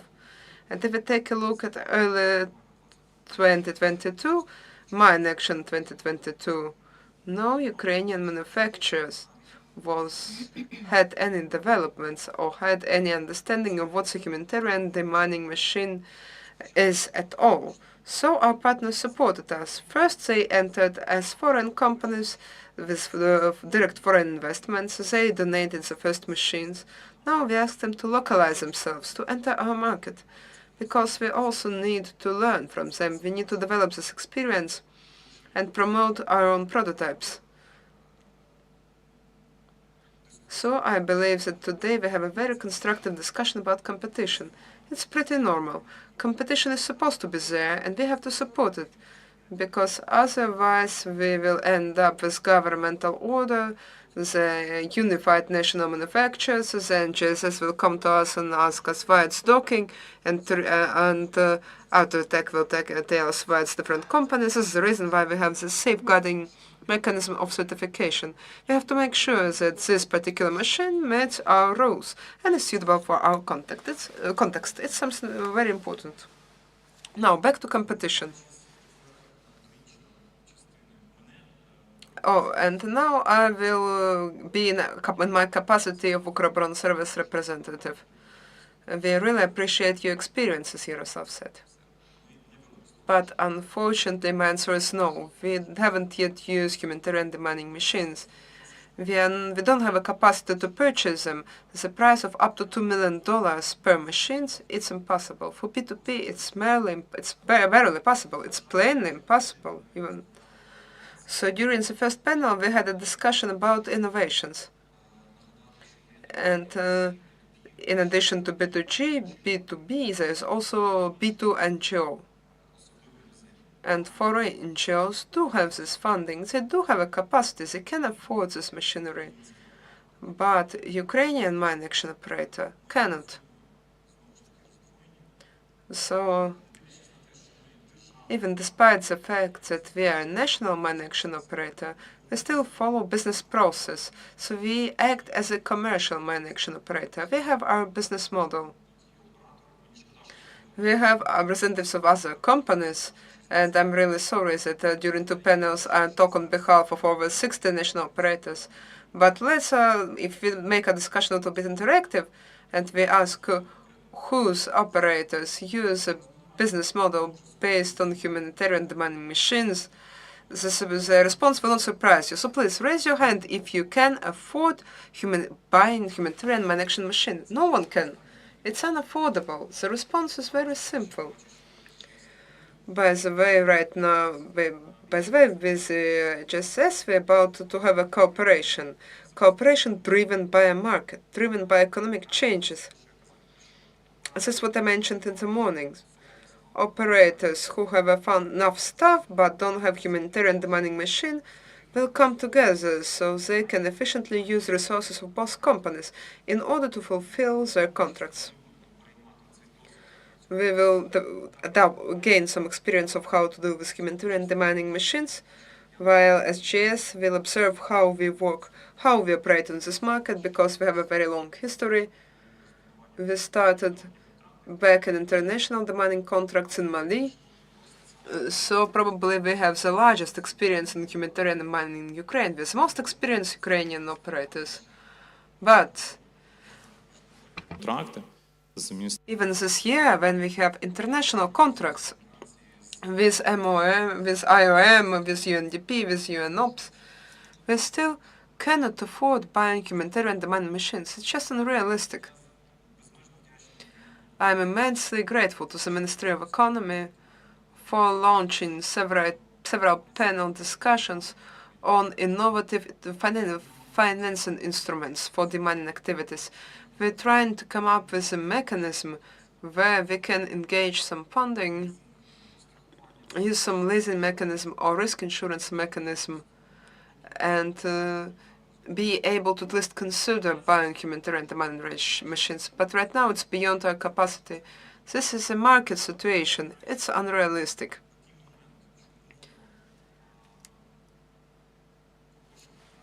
So let's imagine Croatia, our partner, our friend, the Howard Buffett Foundation, can donate these humanitarian demanding machines. They can just buy it with their own funds and donate it. Well, they cannot do it. I'm a commercial operator. I cannot accept humanitarian aid. I cannot accept such donation and use it for profit generation. Even if we ignore this regulation and we accept it, I have to pay a tax. So 2 million cost, 20% tax. I will basically pay the whole of all my annual revenue. And God forbid this machine to explode. The repair and maintenance, as my colleague mentioned, is worth at least $50,000 per one shaft. It's the easiest thing that can fail upon detonation. In some cases, it's $150,000. I just don't have this money in my pocket. I don't dispose with state budget. I'm not state emergency service. I don't have access to state budget. I cannot say I did internal investigation and there is an invoice by official manufacturer. Please cover it. We need to replace this machine. Unfortunately, it's a comprehensive and holistic problem.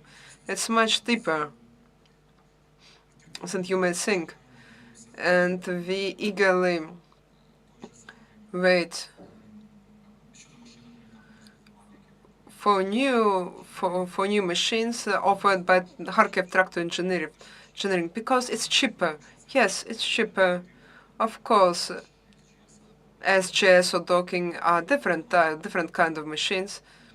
Kharkiv Tractor Engineering machines are less reliable. Probably they won't be able to withstand 10 detonations in a row. But if we take the price and value ratio, cost and value ratio, we focus on that machine. We have another manufacturer from Kryvyi Rih whose machine are capable to withstand detonation. It's the only machine which I personally witnessed withstanding 9 detonations. It's something incredible for me. And it's Ukrainian equipment. But it's cost 450,000 euros because it's made on excavator engine. 25 tons. I will spend more on logistics than I earned during a year. So in general, can get in humanitarian demining machine only in form of international aid. Unfortunately, now it's the only option for our operator to get access to this equipment. However, this option is available only to state-owned operators. We have the only company which is an operator with access to this equipment. Many, quite a lot of these machines. But their business model is built in this way, and they have started to work in this area since the very beginning. But they have American funding, and it's more like a startup. And so, but let's be honest. Let's just take a look at our financial standing. Then it's clear that it's rather an investment into a company, into its future, into its further access to international market, etc. Our Ukrainian operators don't have these opportunities. They don't have access to these amounts of investment. I greatly respect Nibelon. It's a great company with a great capital, but even they are very careful in terms of funding because this need is driven by a market. And right now, this market isn't affordable for us. We really hope that after the market is launched and after contracts of Mine Action Center under the Cabinet of Ministers supported by the Ministry of Economy launches, maybe there will be some process that will promote engagement of additional funding into companies, into mine action operators, but will also create some conditions where mine action operators may at least consider the cost of machines such as me. Afterwards, we'll be able to proceed to heavy machines. This will come later. While leasing means shared exploitation or partial exploitation, we are looking for various opportunities. It's an incredible experience. And hopefully, after all these sad processes are over, we'll be able to enter the European markets with all necessary certificates and experience. Then we'll be able to offer our products in the European markets. The colleagues are looking forward to exporting for humanitarian demining. However, the requirements are very specific once we are allowed to the Western market. It will be really difficult to overcome these obstacles and offer high-quality products in these new markets. Just look at an old HTZ tractor. For just 2 years, it was converted to a real mine sweeper. And we are trying to find the mechanisms to fund manufacturing, to activate the market while we are still at war. This is a huge challenge. However, we as a state cannot create privileged conditions for Ukrainian manufacturers. This is absolutely ruled out. We are expecting fair competition. Thank you. Thank you. May I have a small comment? Yeah, please, go ahead. Our equipment is not just affordable, there is another competitive benefit. We, as a domestic manufacturer, can adapt our machinery to the operator's requirements and the context of demining, while the localized manufacturing will be guided by certain restrictions in terms of the machine's design. So we are open for all types of cooperation. Yeah, I would like to mention that the sector development can be entrusted to the authorities on the one hand, By the way, 99% of the fleet were procured by foreign donors. Not a single hryvnia contributed by the taxpayers was spent on this equipment.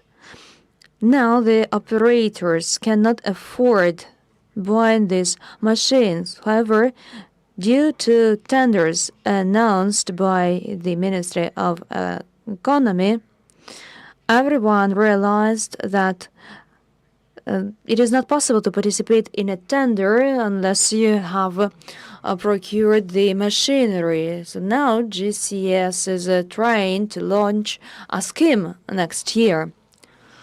We will give our machines for a lease alongside with our team.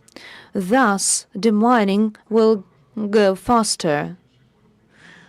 It may be a good role model for other manufacturers.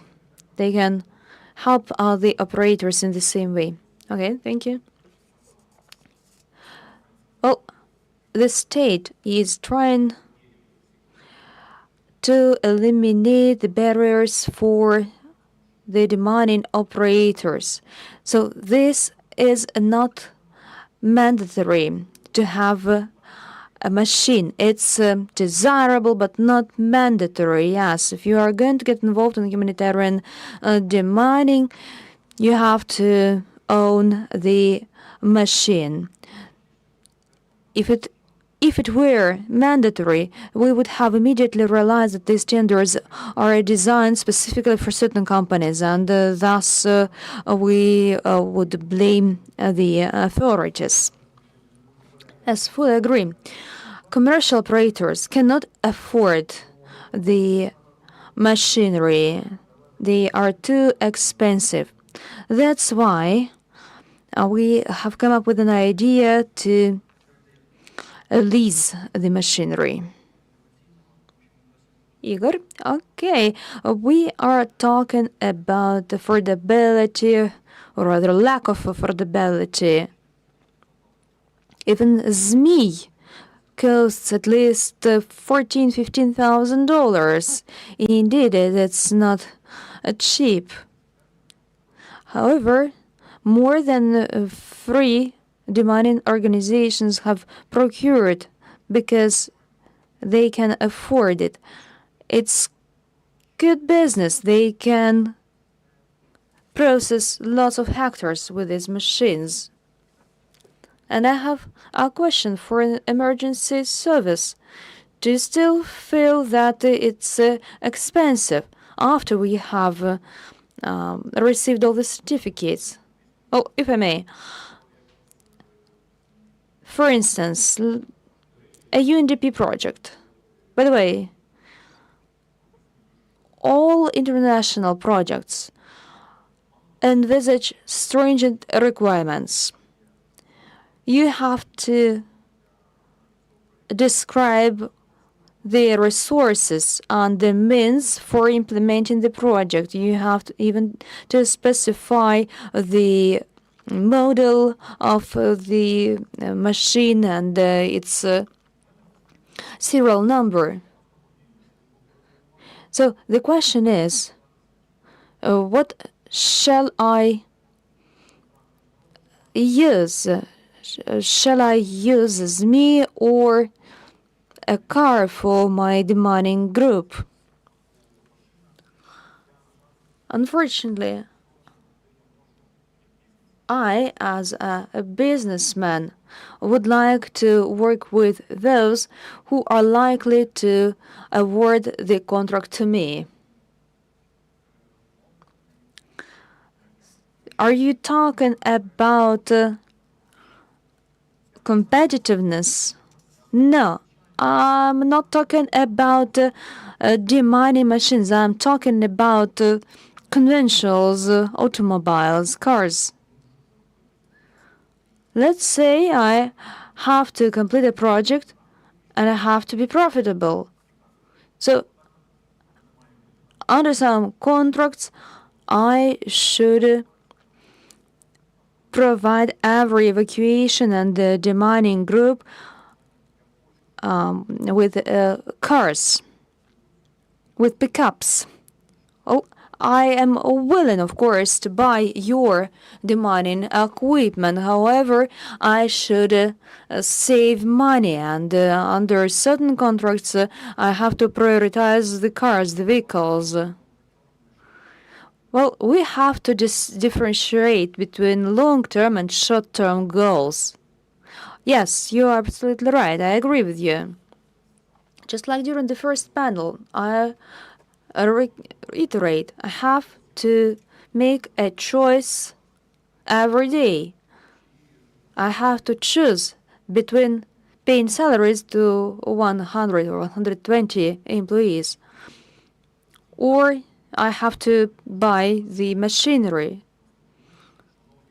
All the time, I have to make a choice. I cannot tell my employees, my deminers, that I won't be able to pay you the bonuses next month because I have just spent this money on the machinery. I am not an emergency service. I am not an authority. I am a company. I represent a company. So it's life. It's a reality. Of course, safety first. But just imagine me approaching the deminers and saying,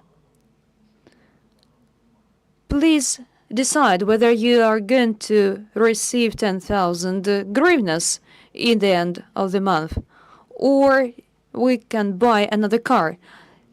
People will always say, sorry, I want some money to provide for my family. That's why I'm always looking for opportunities to cooperate with the manufacturers, to undertake the contracts jointly, and so on. And I'm not going to comment on emergency service activities, but I'll say that they are allowed to accept international assistance. This makes their life much easier compared to the situation of other demining operators. Additionally, emergency services are the biggest operator, therefore they need more equipment, more machinery, and so on. However, we are deprived of such an opportunity. And by the way, emergency service received serious money from the Minister of Economy last year in line with the Cabinet of Ministers decree. There was a budget and it was allocated. Now this money works for the sake of demining. However, a Ukrainian manufacturer should search for sales markets. Demining operators are currently banned from procurement, unfortunately. Thank you. Thank you, Igor. Thank you for sharing your ideas. Dmitro, do you have any comments? Okay, then I have a next question. Given the financial challenges the operators face with, I would like to pose a question to Volodymyr. You are the partner of a defense tech manufacturing company. Please let us know why you have opted for demining projects. It is well known that PUMB funds certain programs. So can you explain why, and do you have any programs? Good afternoon.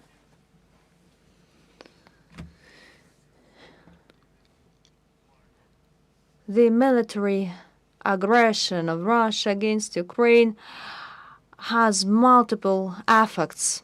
Actually, it's one of the reasons for emergence of new market, the mining market. It sounds pretty sad, yet it's true. Demining is high priority, top priority. It's one of the primary goals. It's prerequisite for our victory. the problem is complex. We know, on the one hand, there are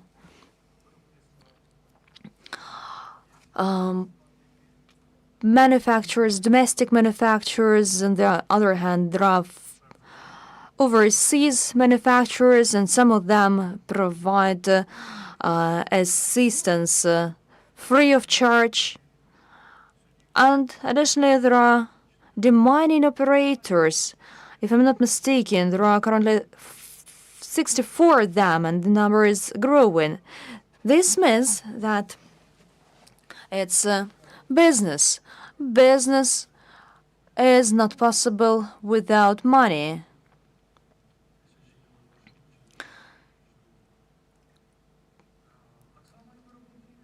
So the manufacturers of all types of equipment need funding. The companies that address certain problem arise once the problem occurs, and they have to develop their production somehow, because it is not possible to meet the market needs by a couple of machines or pieces of equipment. No, we do need a serial production, and the production has to be funded, of course. But what does it mean? Funding provided by banks. All banks are guided by the regulatory policy drafted by the National Bank of Ukraine. This policy is based on the risk diversification, because banks do not only use their own money, they also employ the deposits of their clients. Therefore, it's crucial to diversify markets. When entering a new sphere, we have to come up with diversified products. Generally, the question is whether we can fund. Yes, we can. We can provide funding, yet we have to keep in mind the potential risks. For example, one of the risk diversification factors is insurance. As of now, insurance for military or war-related risks is an under-regulated area. So how can we diversify this risk given the fact that it's under-regulated? Let's imagine that our customer would like to procure some demining equipment. Then we have to realize if this piece of equipment can be used just once until the first explosion, or it can be fixed and it can get back to operations after a couple of weeks. So that's what we have to understand. We have to understand whether the customer will be able to pay the loan back. We will definitely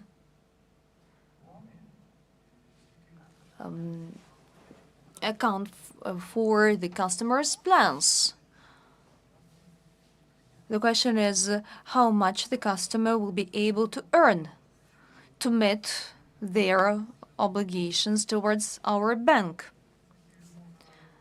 At the same time, we have to assess the market. We have to assess whether the market is big enough to accommodate the customer's products or services. It's just one story. Then it's a reliable and robust client. On the other hand, the customer may need loan just to fund a single project, a single order. It's a totally different story. we are going to consider all these factors because thus thus we know whether the customers are in the position to pay the loans back. We develop our products for the demining sector as well. And we started about 6 months ago. Now we have contacts with the leading company, and we are urging other companies to contact us. The doors are open. We are ready to consider the partnership, and we will be ready to fund both contractors and manufacturers. Thank you so much. So, dear manufacturers, developers, operators, please feel free to communicate with bank, with First Ukrainian Investment Bank, to address your issues and explore various financial instruments. Thank you so much, Vladimir, for your detailed response and the overview of opportunities offered by your banks to the equipment manufacturers and operators. So let us summarize our discussion. I have a common question for everyone. Igor already voiced his opinion about it. So my question is, can Ukrainian demining machinery become competitive on international market? What do we need to achieve such competitive edge? And what's the role of cooperation between local and international companies in this process? Let me try to answer it. My case is a bit more difficult because I also produce military machinery. So I'm not sure that I'm eligible to export permit. It means that I'm totally not competitive. I don't even have access to this market. Then it depends on if our country is going to do what's Docking doing, what's Chesesco doing, as a government may offer funding and let these manufacturers to be present in Ukraine. We already have these machines here funded by donor money. Some of them are Ukrainian. We also contribute to UN, so UN budget is our budget to some extent. So there are two key issues. Are we going to get a permit? Is it going to be negative impact on us?